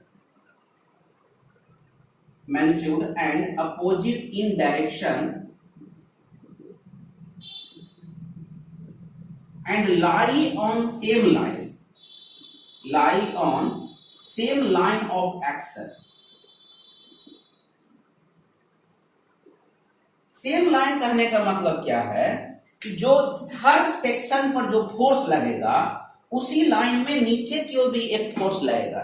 जैसे ये लाइन लीजिएगा, ये लाइन के अपोजिट में एक और होगा, ये लाइन के अपोजिट, माने हर सेक्शन पे फोर्स लगेगा, ये नहीं कि एक जगह फोर्स लगेगा, हर सेक्शन पर फोर्स लगेगा। हर सेक्शन का फोर्स दूसरे सेक्शन को कैंसिल करेगा क्योंकि सेम लाइन पे ये फोर्स लग रहा है। मतलब अगर सेम लाइन समझना हो तो ऐसे समझिए कि ये ऐसे लगेगा, लेकिन जब एंगल पे रहेगा कोई कॉइल तो ये ऐसे फोर्स नहीं लगेगा इस आर्म पे, इस आर्म पे ऐसा नहीं होगा कि एक फोर्स इधर लग रहा है एक फोर्स इधर लग रहा है, नहीं लगेगा ऐसा। ये कुछ परपेंडिकुलर ऐसे जाएगा, कुछ परपेंडिकुलर ऐसे जाएगा, और इसके वजह से लाइन ऑफ एक्शन डिफरेंट हो जाता है। तो चूंकि ये F1 और F2 का तो काम हो गया, F1 और F2 जो है ये दोनों से कोई फर्क नहीं पड़ने वाला है। ये साबित हुआ ये लाइन से कि F1 और F2 घुमाने का काम नहीं करता है। अब आते हैं F3 और F4 पे। F3 और F4 क्या है, F3 F4 कैसे लगेगा, और वो टॉर्क प्रोड्यूस करेगा कि नहीं करेगा। तो F3 कैसे निकालेंगे? तो F3 जो है force on arm, force on arm F3 क्या है? AB। करंट डायरेक्शन में हम लिख रहे हैं नाम AB। इस केस में भी IL क्रॉस क्या लेंगे? B लेंगे, ठीक है। IL को तो I लिखेंगे और L को AB लिखेंगे और B लिखेंगे। B मैग्नेटिक फील्ड है ना। तो अब यहाँ हो जाएगा L, ये हो जाएगा B, ये साइन, अब थीटा। अब एंगल लेना होगा, तो एंगल तो 90 होगा, क्योंकि ये जो है इस पर हमेशा परपेंडिकुलर होगा फोर्स, इसलिए इस केस में 90 डिग्री होगा, ठीक है। ये ध्यान दीजिएगा, कोई भी अगर इस तरह के प्लेन ले रहे हैं, सरफेस ले रहे हैं, ये इसके साथ अटैच समझिए, ये मान ली फिक्स कर दिए इसके साथ, ये 90, ये क्वाइल घूमेगा तब भी 90 रहेगा, ये इतना घूम जाएगा तब भी 90 रहेगा, इतना घूम जाएगा तब भी 90 रहेगा। किसी भी सिचुएशन में ये मार्कर इसके साथ एक बार 90 फिक्स हो गया, ये क्वाइल मूव करेगा तो उसी तरह से इसका डायरेक्शन भी उसी के साथ चेंज करेगा, मतलब ऑलवेज जो है 90 होगा। ये करंट एलिमेंट ये हुआ, मार्कर क्या हुआ? Magnetic field. तो करंट एलिमेंट और मार्कर के साथ हमेशा 90 का एंगल का रिलेशन रहेगा, चाहे वो कितना भी बेंड कर जाए, इसलिए कोई टेंशन नहीं लेना है। तो साइन 90 हो जाएगा ये। तो इस केस में आप लिखोगे ILB, ठीक है। ये आपका हो गया F3। F4 क्या होगा? तो यहां लिखेंगे कि फोर्स ऑन आर्म क्या हो जाएगा? ये फोर्स ऑन आर्म CD। इस केस में भी आप क्या लिखोगे? IL क्रॉस B ही लिखोगे। तो I और C और क्या लिखेंगे? D, ठीक है। CD और B, ठीक है, CD क्रॉस B लिखेंगे। तो ये हो जाएगा ILB और साइन, इस केस में भी 90 हो जाएगा, तो इस केस में भी क्या लिखेंगे? ILB। तो F3 and F4 equal and opposite force, equal force तो हुआ, अपोजिट भी कह सकते हैं, अपोजिट भी हुआ, लेकिन सेम लाइन ऑफ एक्शन पे नहीं लग रहा है। जब सेम लाइन ऑफ एक्शन पे नहीं लग रहा है, इसका मतलब है कि टॉर्क प्रोड्यूस करेगा। मतलब इस सिंपल सा कार्डबोर्ड को हम बार बार ले रहे हैं कि अगर इस कार्डबोर्ड को घुमाना होगा हमको, तो कोई दो फोर्स हमको चाहिए। एक इस डायरेक्शन में, एक फोर्स से घूम सकता है क्या? नहीं घूम सकता है, कोई भी रोटेशन नहीं हो सकता है एक फोर्स से। कहिएगा सर रोटेशन कर देंगे, करके देखिएगा आप, एक फोर्स नहीं लगेगा, बहुत होगा तो आप यहां लगाइएगा, तो ये जो ऐसे कहिएगा देखिए सर रोटेशन हो रहा है, तो ग्रेविटेशनल फोर्स भी काम कर रहा है। ध्यान दीजिए, ये नहीं कि ग्रेविटेशनल फोर्स नहीं है, आप नहीं लगा रहे हैं, लेकिन ग्रेविटेशन तो ऑलरेडी लगा रहा है। तो एक फोर्स से कोई चीज नहीं घूमता है, जब भी लगाइएगा तो दो फोर्स से ही इस रोटेशन होगा। कोई भी अगर छड़ी भी कह जाएगा देखिए सर घूम रहा है, ये रोटेशन तो है, लेकिन ये चीज जो है आप समझिए, ये ग्रेविटेशनल फोर्स वर्क कर रहा है, नहीं करेगा तो नहीं घूमेगा। तो एक फोर्स तो आपका, दो फोर्स तो होना ही चाहिए। तो इसको रोटेट कराने के लिए ये दो फोर्स की आवश्यकता है। तो एक फोर्स कौन लग रहा है? F3, और दूसरा कौन लग रहा है? F4। तो यही तो निकालना था, ये हम लोग को टॉर्क निकालना था, क्या कि टॉर्क लग रहा है कि नहीं लग रहा है, और लग रहा है तो कितना लग रहा है। तो हम लोग निकाल दिए क्या? F3 एंड F4 हम लोग निकाल दिए, और F3 and F4 equal and opposite force है। अब बारी है टॉर्क की। टॉर्क कैसे होगा? तो एक चीज समझना यहाँ है, डायग्राम से समझ लीजिए, जो शुरू में भी बनाए थे हम। ये आपका आर्म है, कौन सा आर्म है? D और A ले लेते हैं। देखिए ये D आर्म है और ये A आर्म, और D और A आर्म है, और ये दोनों D और A क्यों ले रहे हैं? क्योंकि ये जो भी होगा ये तो फिक्स रहेगा, चौड़ाई तो फिक्स रहेगा, लेकिन हमारा पर्पस है फोर्स का, ये फोर्स दिखाने का पर्पस है। तो एक फोर्स जो है अंदर की ओर लग रहा है, एक फोर्स बाहर की ओर लग रहा है, समझिए बात को, ठीक है। जैसे आप अभी समझाए थे ना कि ये मैग्नेटिक फील्ड है, ये करंट है, तो फोर्स कहाँ लग रहा है? आपके तरफ लग रहा है। तो एक फोर्स इधर है और एक फोर्स अंदर है, लेकिन हम यहाँ दिखा रहे हैं प्लेनर फिगर में, कैसे दिखाएंगे? तो इसलिए इसको आप F3 कह लीजिए और इसको आप F4 कह लीजिए, और यही लाइन ऑफ एक्शन है जो आप बार बार, ये जो लाइन होगा, जिस लाइन पे फोर्स लग रहा है ना, उसी को लाइन ऑफ एक्शन कहते हैं, ये दोनों। और ये दोनों के बीच का परपेंडिकुलर डिस्टेंस हुआ। देखो इसमें रायता फैलने वाला है, क्योंकि बहुत कंफ्यूजन होता है, एंगल कैसे ले रहे हैं, वो टॉर्क कैसे लगा रहे हैं, फोर्स कैसे लगा रहे हैं, तो इसमें तो रायता फैलेगा, इसमें कोई दिक्कत की बात नहीं है, आपको माथा भी खराब होगा लेकिन हड़बड़ा नहीं है।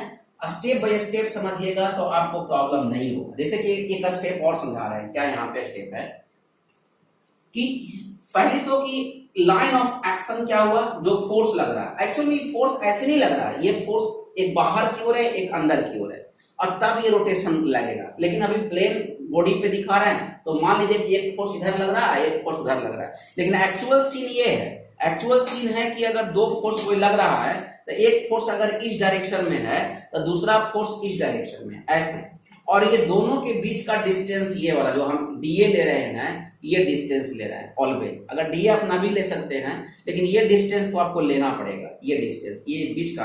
अगर एक फोर्स ऐसे ले रहे हैं इस डायरेक्शन में और एक फोर्स इस डायरेक्शन में ले रहे हैं, ठीक है, ऐसे देखिए, तो ये बीच का डिस्टेंस तो आप लेंगे ना, यही बीच का डिस्टेंस हम दिखाने का प्रयास किए डी ए।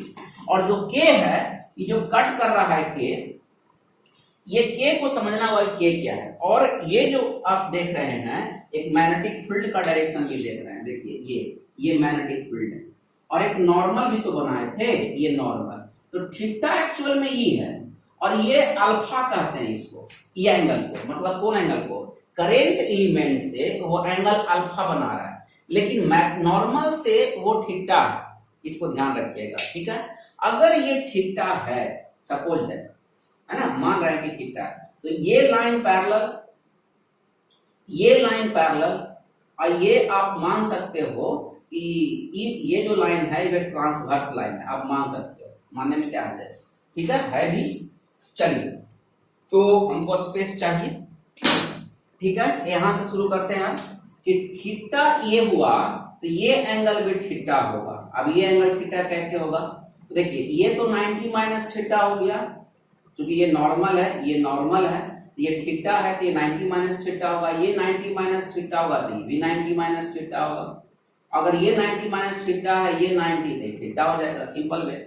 तो अब ये समझिए, ये एडी का लेंथ ए बी है, सॉरी बी है, ब्रेड, तो ये एंगल के सामने वाला साइन में टूटता है, तो ये हो गया बी और ये हो गया आपका बी साइन थीटा। तो लिखिएगा कि F3 and F4 are equal in magnitude and lie on different line of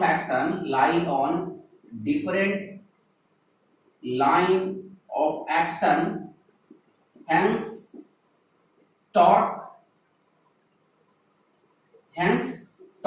produced on coil और लूप, जो भी आप नाम दे दे। एक समझना होगा इसमें कि R जो है ये परपेंडिकुलर डिस्टेंस बोलते हैं, परपेंडिकुलर डिस्टेंस, ये कितना होगा तो B साइन थीटा, और F3 और F4 इक्वल है तो इसका वैल्यू कितना होगा ILB। और टॉर्क के मतलब क्या होता है, इसका मतलब होता है परपेंडिकुलर डिस्टेंस इनटू, ठीक है, आइदर फोर्स बोलते हैं इसको, आइदर फोर्स। तो परपेंडिकुलर डिस्टेंस कौन है बी साइन थीटा, फोर्स कौन हो गया ILB, ठीक। तो अब इसको देखिए, इसको हम लिख सकते हैं IL इंटू बी, एक साथ कर दीजिए इसको, L इंटू बी, कुछ पर्पस है इसका, हम बताते हैं क्या पर्पस है।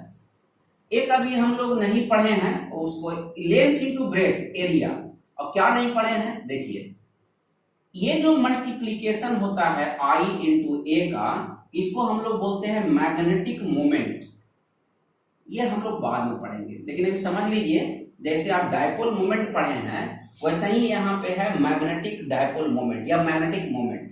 इसका जो वैल्यू होता है current into area of loop बोलते हैं, current carrying conductor into area of loop, इसका भी इस्तेमाल करेंगे। तो टॉर्क हुआ, ये एम हुआ, एम बी साइन थीटा हुआ, यानी कि वेक्टर फॉर्म में इसको लिखिएगा तो ये हो जाएगा m vector cross b vector.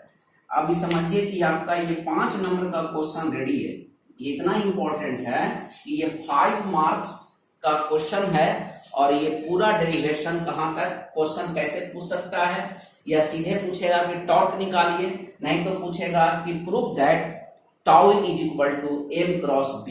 तो टोटल डेरिवेशन आपका इस पॉइंट से। हाँ एक बात और कि अगर ये n टर्न होगा तो बस n से मल्टीप्लाई कर दीजिएगा। अगर n टर्न का निकालना होगा तो n से मल्टीप्लाई कर दीजिएगा, है ना। For n turns of loop, और n number of turns, n number of turns 90 minus theta को अल्फा लिख रहे हैं। इसका मतलब क्या है कि थीटा को आप लिख सकते हैं, क्या लिख सकते हैं, 90 माइनस अल्फा भी लिख सकते हैं। तो ये जो वैल्यू है टाउ का, ये आप लिख सकते हो mb साइन 90 माइनस अल्फा, मतलब टाउ को आप लिख सकते हो mb कॉस अल्फा। तो बहुत लोग इसको कॉस में भी डिफाइन करते हैं, तो इसको आप लोग देख लीजिएगा कि mb कॉस अल्फा। अल्फा जब होगा तो ध्यान दीजिएगा कि ये एंगल है, मतलब कौन सा एंगल, जो मैग्नेटिक फील्ड और आर्म के बीच का एंगल है वो angle. Our next topic is moving coil galvanometer. ये इतना इंपॉर्टेंट है कि चाहे आपको क्वेश्चन में 3 टॉपिक अभी है, force on current carrying conductor first, second is torque on coil, ठीक है, और थर्ड इज द गैल्वेनोमीटर। ये 3 में से कोई एक क्वेश्चन एग्जाम में रहता है। अब समझ लीजिए कितना इंपॉर्टेंट है, चाहे वो force on current carrying conductor पूछे, या पैरेलल करंट कैरिंग कंडक्टर का फोर्स पूछे, या रेक्टेंगल लूप का पूछ दे, और नहीं तो फाइनली गैल्वेनोमीटर का पूछ दे, ठीक है। इसमें भी एक और टॉपिक है मीटर और voltmeter, how to change galvanometer into ammeter and voltmeter, तो वो भी बहुत इंपॉर्टेंट है। मतलब ये टोटल इस चैप्टर की टॉपिक का एक एक क्वेश्चन आपका पूछा जाता रहा है, इसीलिए आप लोग इसको स्किप मत कीजिएगा, एकदम ईमानदारी से पढ़ लीजिएगा, इसको प्रैक्टिस कर लीजिएगा, कुछ नहीं है, और जहां नहीं है वहां तो हम है। Moving coil galvanometer. अब इसमें क्या है कि जब कोई डिवाइस होता है तो सबसे पहले उसका प्रिंसिपल बोलते हैं कि प्रिंसिपल क्या है इसका, कि किस प्रिंसिपल पे डिवाइस वर्क कर रहा है। सबसे पहला तो पॉइंट यही है कि प्रिंसिपल क्या है।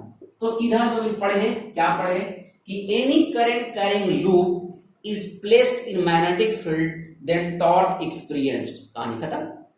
ठीक, क्या लिखेंगे, when a current carrying loop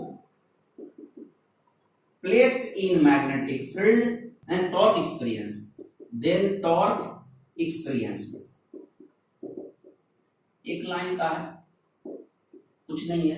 किसी लूप को अगर मैग्नेटिक फील्ड में रख देंगे तो टॉर्क लाएगा, किसी करंट कैरिंग कंडक्टर को मैग्नेटिक फील्ड में रख देंगे तो फोर्स लाएगा। यही तो लिखना है। गैल्वेनोमीटर में भी यही है कि अगर उसमें आप पहले से मैग्नेटिक फील्ड फिट रहता है, उसमें करंट जैसी गया, कॉइल क्या करेगा, मूव करेगा, डिफ्लेक्ट करेगा, और उसी कॉइल में क्या लगा देते हैं, नीडल लगा देते हैं, तो नीडल हमारा रीडिंग बता देता है। बस इतना ही तो काम है। मान लीजिए कि एक फिर से वही एक कॉइल ले लिए और कॉइल के साथ एक नीडल लगा दिए, ऐसे करके जैसे ही कॉइल रोटेट किया ऐसे ऐसे, नीडल भी साथ में रोटेट करेगा। अगर कॉइल करंट दिए, कॉइल मूव किया, ठीक है, इसके साथ में देखिए नीडल ऐसे लगा हुआ है, और नीडल के साथ में अगर ये नीडल लगा हुआ है, कुछ ऐसा अरेंजमेंट रहता है कि नीडल ऐसे लगा हुआ है, इधर इधर मूव करेगा, कॉइल के साथ ऐसे मूव करेगा, तो ये नहीं बताएगा कि करंट फ्लो कर रहा है कि नहीं कर रहा है। ऐसे बस ये रोटेशन करेगा, इसी के साथ ही फिक्स रहता है ऐसे, तो ये मूव करेगा तो नीडल भी मूव करेगा, ऐसे कॉइल ऐसे मूव करेगा। बस तो यही काम है गैल्वेनोमीटर का, कि जैसे ही करंट उसमें जाता है, कॉइल रोटेट करता है, और कॉइल के साथ नीडल लगा रहता है, वो नीडल भी रोटेट कर जाता है। बस ठीक, चलिए इसका सिंपल जो स्कीमेटिक डायग्राम, हम लोग बार बार एक्चुअल डायग्राम का बात नहीं करते, एक्चुअल डायग्राम ना होगा तो फोटो में हम लगा देंगे। हम लोग स्कीमेटिक डायग्राम की बात करते हैं, जो उसका काम लाइक है, जो हम लोग उसको करते हैं। तो कोई भी डिवाइस में सबसे पहले प्रिंसिपल की बात करते हैं, सेकंड में कंस्ट्रक्शन की बात करते हैं, और थर्ड में वर्किंग का बात करते हैं। ठीक है, तो पहला काम हो गया है क्या चीज का, प्रिंसिपल का काम हो गया है। अब आते हैं कंस्ट्रक्शन पे। तो कंस्ट्रक्शन में क्या होता है कि दोनों साइड में एक परमानेंट मैग्नेट, या अब तो इंजीनियरिंग ज्यादा हो रहा है हर डिवाइस पे, तो हो सकता है कि कोई नया डिवाइस, कोई नया चीज इलेक्ट्रोमैग्नेट वगैरह लगा दिया होगा, तो वो अलग बात है। लेकिन जनरली नॉर्थ साउथ लेंगे, और इसमें आपका जो मैग्नेटिक फील्ड है, मैग्नेटिक फील्ड को शो कर देंगे, जो अभी हम लोग पढ़ चुके हैं। ये मैग्नेटिक फील्ड हो गया।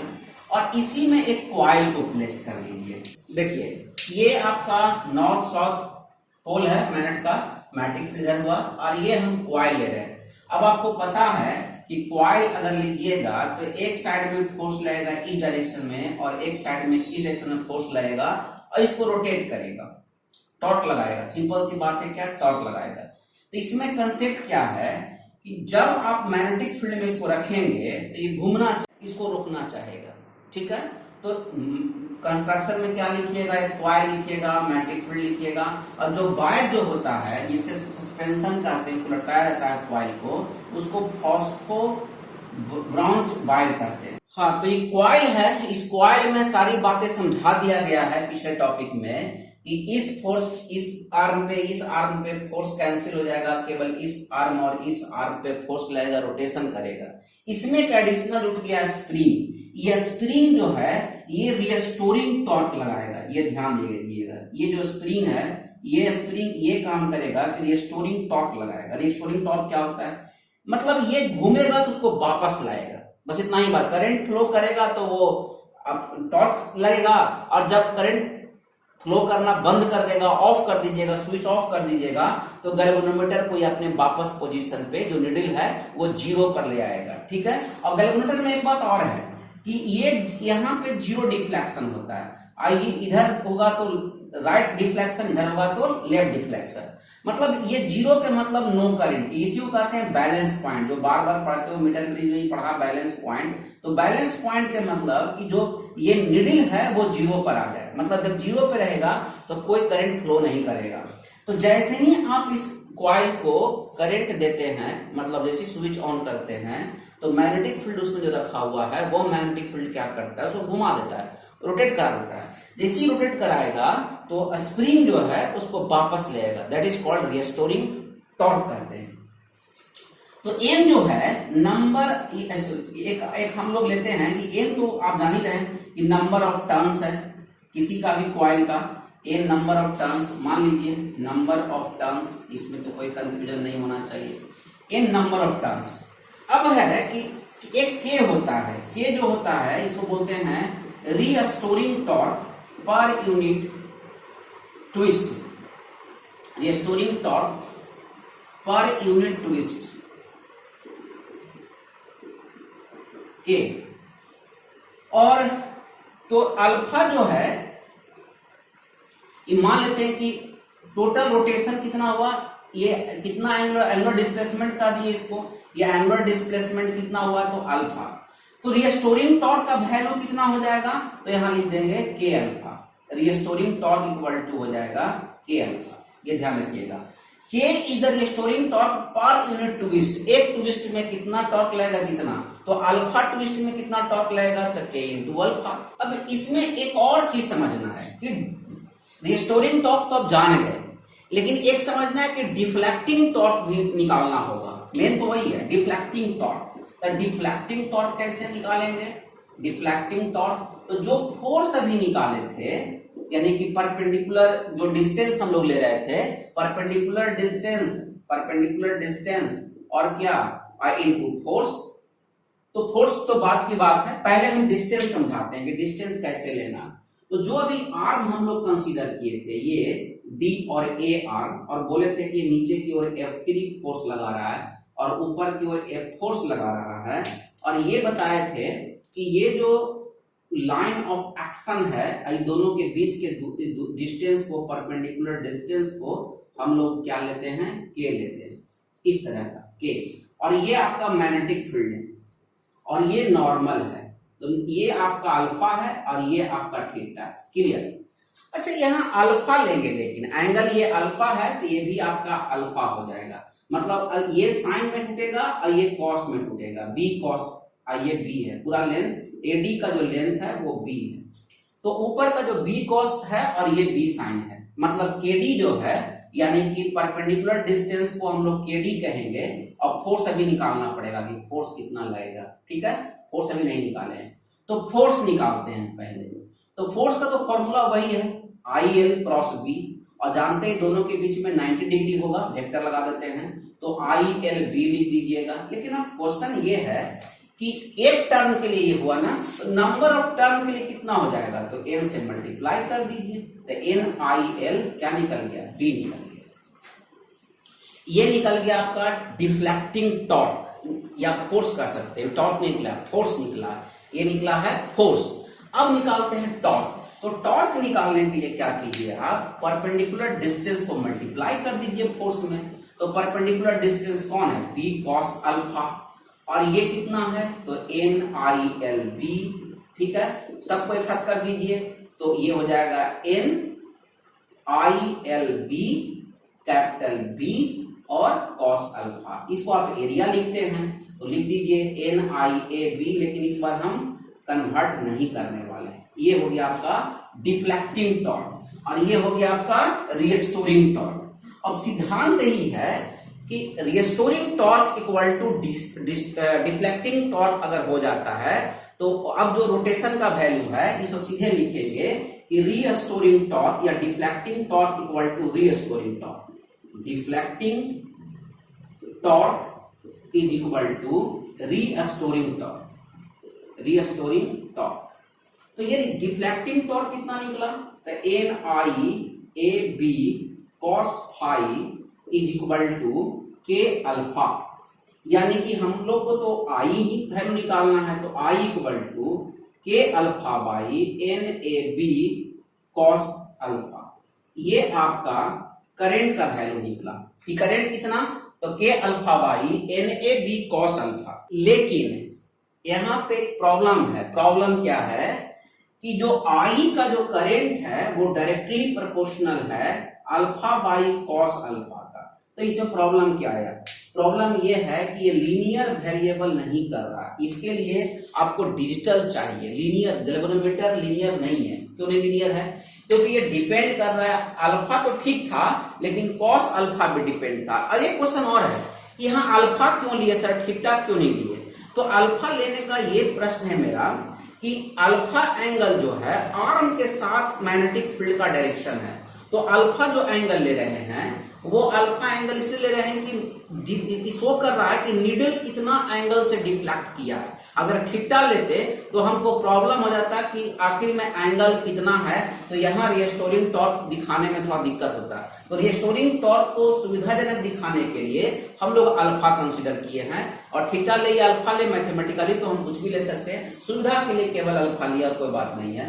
तो के अल्फा लिए, तो के अल्फा जो है वो रिस्टोरिंग टॉर्क है। और यहाँ जो आप देख रहे हैं कि करंट जो है डिपेंड कर रहा है अल्फा बाई कॉस अल्फा पे, और कॉस अल्फा लीनियर हो नहीं सकता, वो तो आपका फंक्शन में है। तो ये प्रॉब्लम है इस केस में। तो इसका सॉल्यूशन क्या निकाला जाए, तो सॉल्यूशन इसका ये निकला कि why a permanent magnet is concave.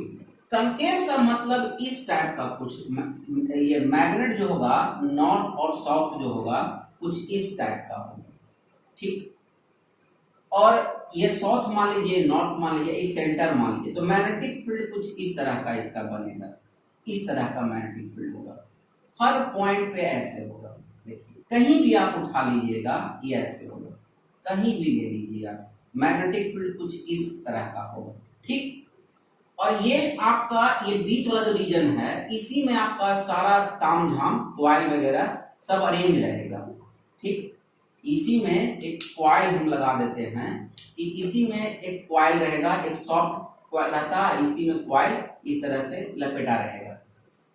इसी को हम लोग ऐसे ना शो करके वो जो लिए हैं एडी, उसको हम ऐसे शो कर रहे हैं, और आपका यही मैग्नेटिक फील्ड के साथ डायरेक्शन भी है अल्फा।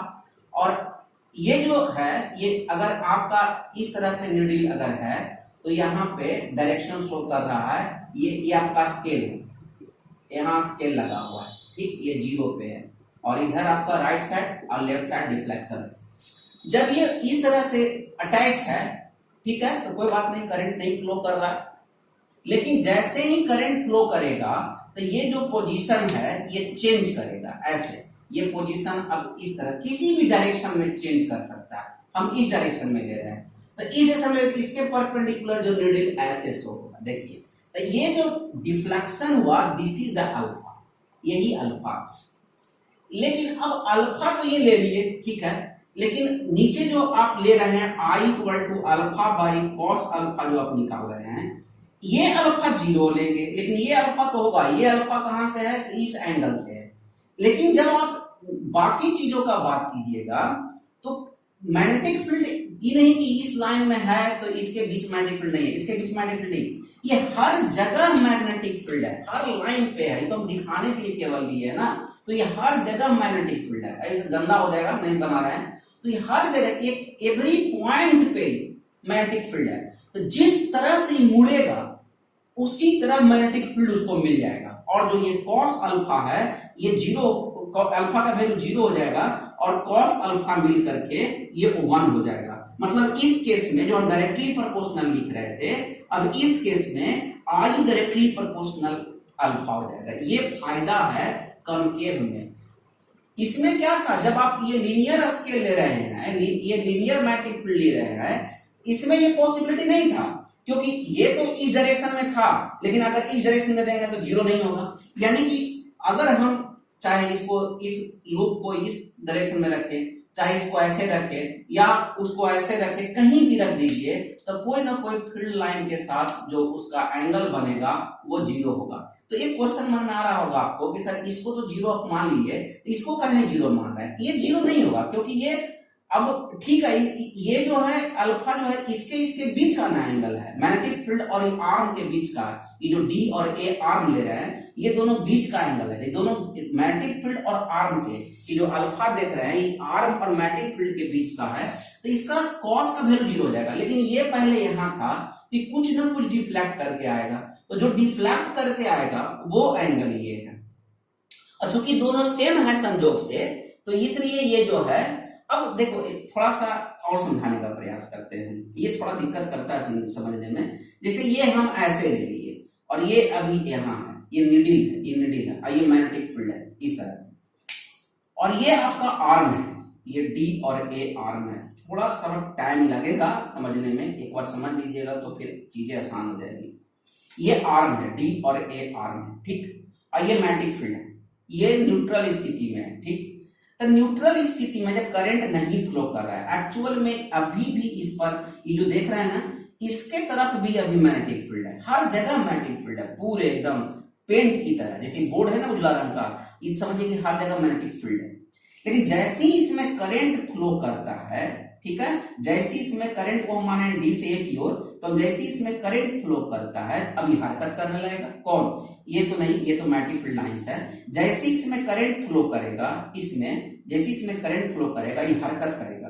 तो जिस तरह भी हरकत करे, करंट एलिमेंट और मैग्नेटिक फील्ड का डायरेक्शन हमेशा, ये जो आई एल बी जो आप ले रहे हैं, जो ये जो इस फोर्स को नहीं बात कर रहे हैं हम, सॉरी, ये बात कर रहे हैं कॉस अल्फा का। तो जो भी ये लीजिएगा तो कॉस जो होगा वो 0 डिग्री ही कहलाएगा और ये मिलकर के 1 हो जाएगा। तो करंट जो है आई डायरेक्टली प्रोपोर्शनल अल्फा हो जाएगा। तो कनकेव मैग्नेट का लेने का एक फायदा है कि हमेशा जो है angle between magnetic field and arm जो है वह 0 डिग्री आता है। इसीलिए हम लोग कॉन्केव शेप का मैग्नेट लेते हैं for the radial magnetic field. इसको बोलते हैं we choose concave magnet, we choose concave magnet, we choose concave magnet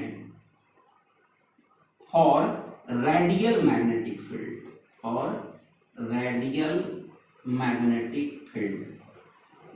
ये चीज बहुत important point, radial magnetic field हमको मिले और इसलिए जब ये मिल जाता है तो वो लीनियर हो जाता है। मतलब जो आप ये कॉस अल्फा लीजिएगा, यानी कि reflecting torque is equal to, आप जो लिख रहे हैं डिफ्लेक्टिंग टॉर्क जो लिख रहे हैं, अब जो होगा ये एन आई ए बी, अब कॉस नहीं होगा यहाँ तो के अल्फा होगा ही होगा, बस एन आई ए बी जो है कॉस फाई का वैल्यू 1 हो जा रहा है और बाकी चीज सब रहेगा। मतलब देखिए अब क्या क्या चीज पर डिपेंड कर रहा है, आप समझिए इस बात को। करंट जो है, एक तो आपका ये जो कांस्टेंट टर्म है कांस्टेंट पर डिपेंड कर रहा है, ठीक है, ये मतलब ये कांस्टेंट है तो वायर का प्रॉपर्टी है जो दिया रहेगा। Restoring torque per unit twist, restoring torque per unit twist, इस पर एक डिपेंड करेगा कैसा वायर है। दूसरा नंबर ऑफ टर्न्स पर भी डिपेंड करेगा कि नंबर ऑफ टर्न्स कैसा है, लेकिन इनवर्सली डिपेंड करेगा। ये ज्यादा रहेगा तो करंट का वैल्यू कम जाएगा। और area of cross section, area of coil या लूप, उस पर भी डिपेंड कर रहा है। और मैग्नेटिक फील्ड किस तरह का है ना, इन सारी चीजों पे आपका डिपेंड करने वाला है कि आई का वैल्यू कितना मेजरमेंट करेगा। तो क्वेश्चन यही पूछता है कि कैसे गैल्वेनोमीटर कंस्ट्रक्ट करें, कैसे कंस्ट्रक्शन पूछेगा। गैल्वेनोमीटर कंस्ट्रक्शन क्या है, तो कंस्ट्रक्शन के मतलब होता है करंट का वैल्यू, मैग्नेटिक फील्ड का वैल्यू, नंबर ऑफ टर्न्स कितना है। तो ये पूछेगा कि अगर मैग्नेटिक फील्ड हमको 10 टेस्ला रखना है कि 50 टेस्ला रखना है, तो इसके लिए हमको क्या करना होगा, या कितना करंट हम प्रोड्यूस करें, या कितना नंबर ऑफ टर्न्स रखें। तो इन सारी चीजों का न्यूमेरिकल्स में आपको हेल्प। और इसी को जो है, ये जो टर्म आपका है ये पूरा, इसको कहते हैं galvanometer constant. Capital G is equal to K by NIAB, इसी का नाम है गैल्वेनोमीटर कांस्टेंट, गैल्वेनोमीटर कांस्टेंट, ये भी ध्यान रखिए। इसी में एक सब टॉपिक है जिसका नाम है sensitivity of galvanometer, sensitivity of galvanometer, galvanometer. इसमें क्या है कि स्मॉल करंट फ्लो करने पर भी अगर फुल डिफ्लेक्शन शो करे तो that is called sensitivity of galvanometer, है ना। For a small current, for a small amount of current, galvanometer shows full deflection, galvanometer shows full deflection. तो अभी जो हम लोग पढ़े थे, आई का जो फॉर्मूला था, आई इक्वल टू के अल्फा, तो ऊपर में रखिएगा ही रखिएगा, ठीक है।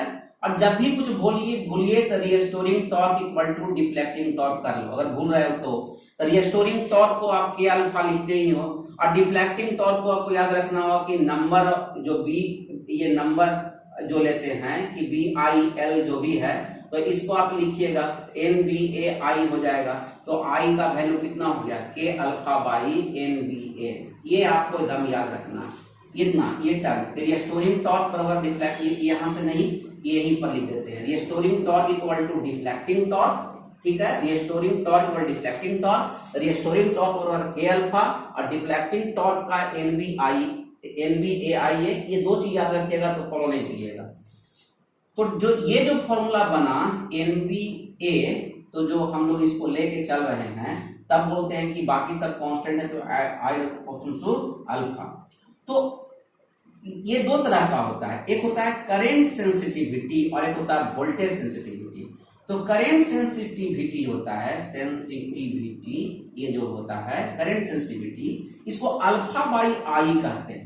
ये अल्फा बाई आई, ये क्या हो जाएगा, NBA बाई के हो जाएगा। ये है करंट सेंसिटिविटी। एक है वोल्टेज सेंसिटिविटी, मतलब स्मॉल करंट फ्लो करेगा तो डिफ्लेक्शन शो करेगा, ये स्मॉल वोल्टेज शो करेगा तब डिफ्लेक्शन शो करेगा। वोल्टेज सेंसिटिविटी, ठीक है। अब वोल्टेज सेंसिटिविटी मतलब क्या होता है, अल्फा बाई भी। अल्फा बाई भी को डिफाइन करने के लिए क्या करना होगा, इसी से चलते हैं। देखिए अल्फा बाई आई लिख रहे हैं आप, तो V इक्वल टू क्या होता है, आई आर, यहाँ हम आई आर अपने मन से लिख रहे हैं, आर रेसिस्टेंस है, V equal to I R, ठीक। तो आर अगर इधर मल्टीप्लाई किए हैं तो आर इधर भी मल्टीप्लाई करना होगा, मजबूरी है, ठीक है। आर इधर भी मल्टीप्लाई कर दिए, यानी कि अब इस केस को समझिए कि वोल्टेज सेंसिटिविटी का मतलब क्या हुआ कि वोल्टेज अल्फा बाई V को हम लिखेंगे तो NBA बाई KR हो जाएगा। अब एक यहाँ पे अच्छी बात है, करंट सेंसिटिविटी तो number of turns per depend करेगा, लेकिन voltage sensitivity number of turns per नहीं डिपेंड करेगा। ऐसा क्यों, ऐसा इसलिए कि अगर नंबर ऑफ टर्न्स बढ़ेगा तो इसका रेसिस्टेंस भी बढ़ेगा, और जब रेसिस्टेंस बढ़ेगा तो ये दोनों आपस में कैंसिल कर देगा और ये कांस्टेंट रह जाएगा। इसलिए क्या कहते हैं कि voltage sensitivity does not depend upon number of turns. अब जो है गैल्वेनोमीटर, हम लोग क्या पढ़े, galvanometer is a device which gives या indicates direction of current flow, direction of current flow, ये डायरेक्शन बताता है। लेकिन अब हम बात करने जा रहे हैं अमीटर का, ठीक है, अमीटर का बात करने जा रहे हैं। अमीटर क्या है? ये भी एक डिवाइस है, a device which measures, a device which measures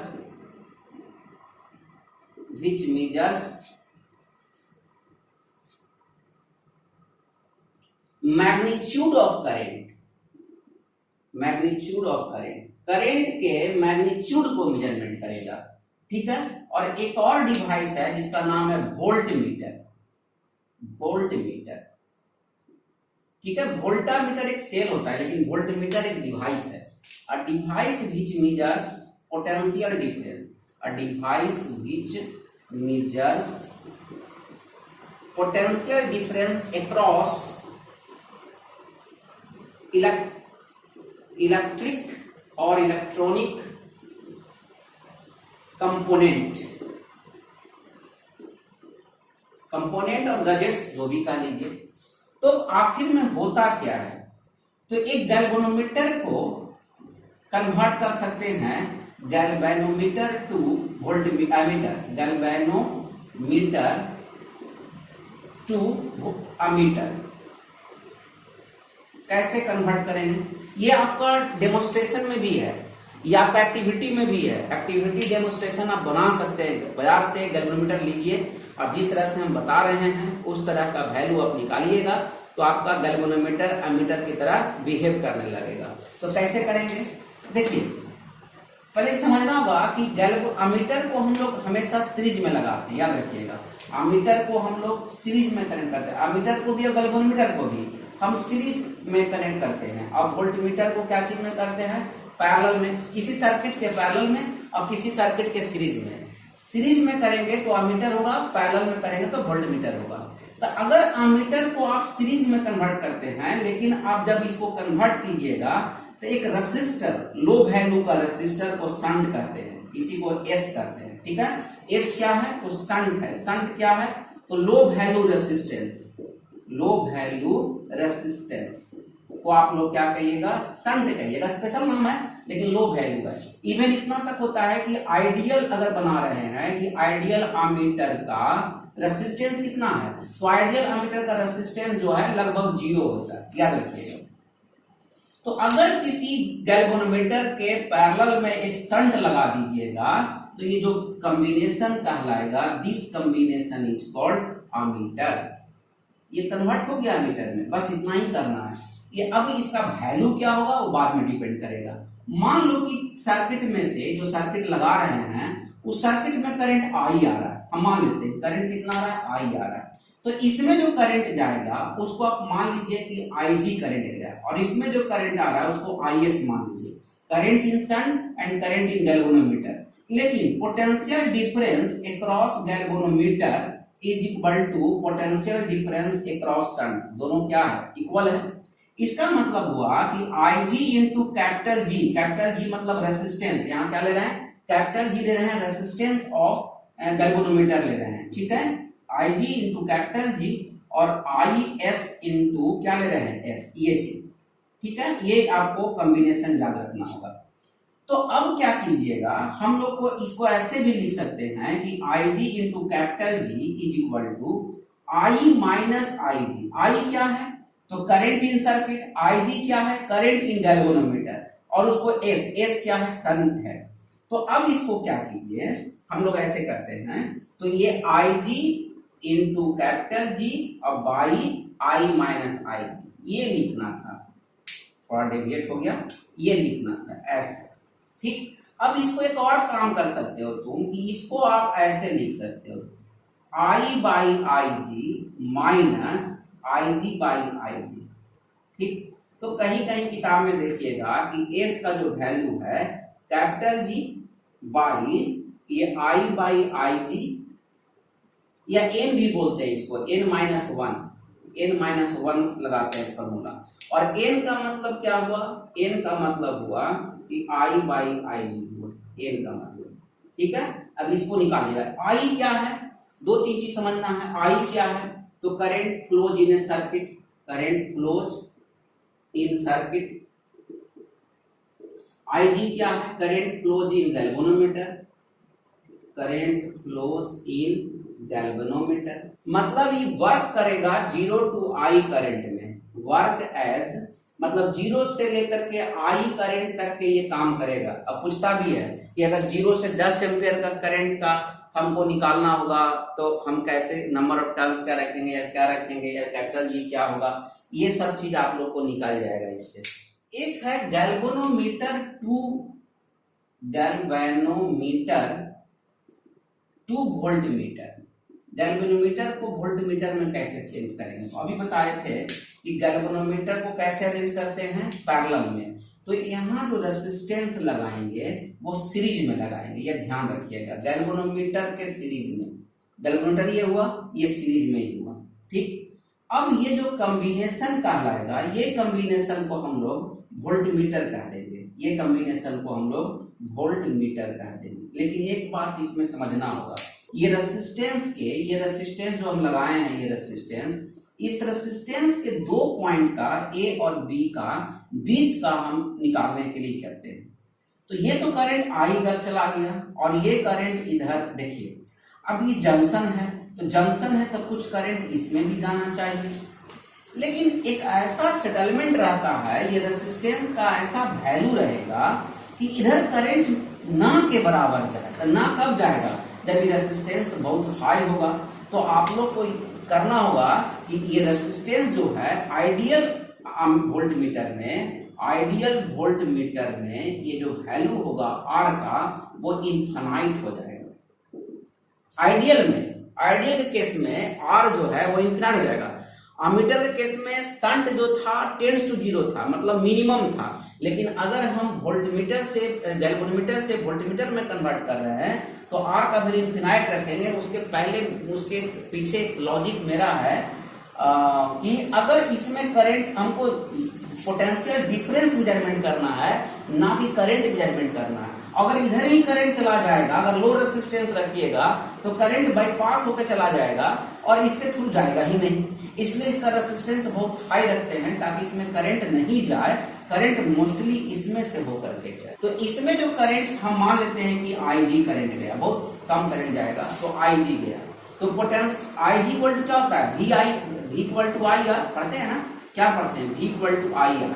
तो हम V तो आपका ये हो जाएगा VAB, potential difference between A and B, और या इसको V कहिए, कोई बात नहीं है। तो V इक्वल टू IG लेंगे और रेसिस्टेंस को हम R इक्विवेलेंट लिख रहे हैं। R इक्विवेलेंट क्या होगा? R प्लस G होगा। तो इस केस में R प्लस G लीजिए। जनरली लोग R का ही वैल्यू पूछता है एग्जाम में, तो R का वैल्यू पूछेगा तो V equal to IG into R plus IG into capital G। तो इसका मतलब हुआ क्या? IG into R is equal to क्या हो जाएगा? V minus IG into capital G। तो R equal to V by IG minus capital G, ये वैल्यू। एक लास्ट टॉपिक है डीसी मोटर, जो कि आपके सिलेबस में नहीं है लेकिन इसके संबंधित वो टॉपिक है, इसलिए हम समझा दे रहे हैं। डीसी मोटर क्या है? इलेक्ट्रिकल एनर्जी को किसमें चेंज करें?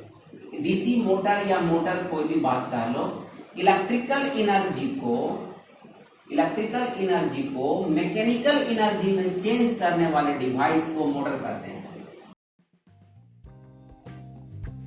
Working principle of DC motor.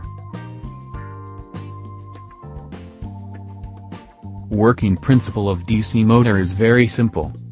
We can see that when the current conductor is placed in magnetic field, it experiences some force in particularly direction.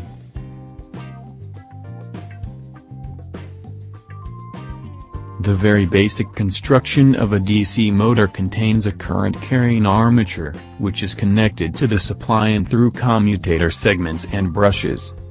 The armature is placed between north and south pole of a permanent or an electromagnet. In elementary model, one single turn of conductor is placed between two opposite poles. If we start to supply DC via commutator system, current will start to flow. As we see, positive terminal of a battery is connected to left conductor of a turn, and negative terminal is connected to right conductor of a turn. As we see in model, north pole of the magnet is placed near left side, and south pole is placed near right side of the turn. Current in left side flows inward, and current in right side flows outward. As we see, conductor is carrying current and they placed in magnetic field. Both of them experienced mechanical force acted on them. Direction of mechanical force can be easily determined by applying Fleming's left-hand rule. To do this, spread out your left thumb, forefinger, and second finger so they are all at 90 degrees to one another. With that, if the forefinger is aligned along direction of magnetic field, from north pole to the south pole, and second finger is aligned along direction of the current in left side conductor, then thumb indicates direction of mechanical force.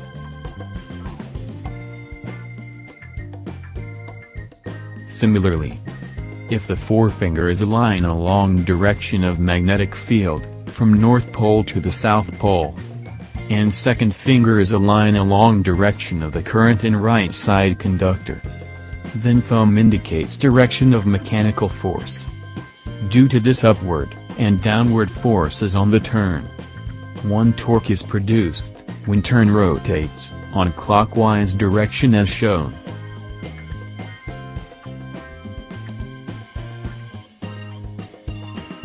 After rotation of the turn comes to vertical position in respect of the magnetic field. At this position there is no current in conductor because turn, conductor and brushes rest between two commutators.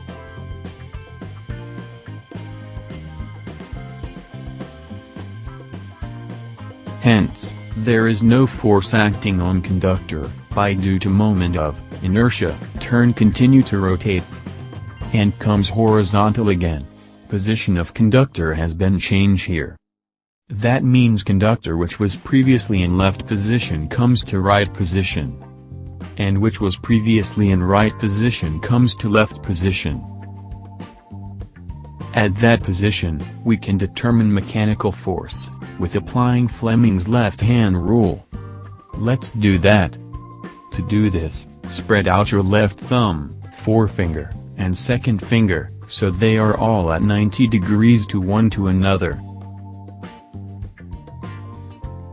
So if forefinger is aligned in direction of magnetic field, that is, from north pole to south pole, and second finger is aligned in direction of a current in the left side conductor, then thumb indicates direction of mechanical force. This is clearly upward here. So if forefinger is aligned in direction of magnetic field, that is, from north pole to south pole, and second finger is aligned in direction of a current in the right side conductor, then thumb indicates direction of mechanical force. This is clearly downward here. Do this upward and downward forces, turn, tends to rotate in clockwise direction. From that explanation we can come to conclusion that, here in this model we can see that, whichever conductor comes near south pole, experience upward mechanical force, and near north pole, downward mechanical force. And do this continuously forces, mechanical turn rotate, even if battery is not connected. Particularly DC motor, rotates, at the same principle like this elementary model. Instead of single turn in DC motor we have mountain turns on major coil. And instead of 2 poles there is number of poles, installed. I hope that you like it. Please subscribe, like, and leave comment.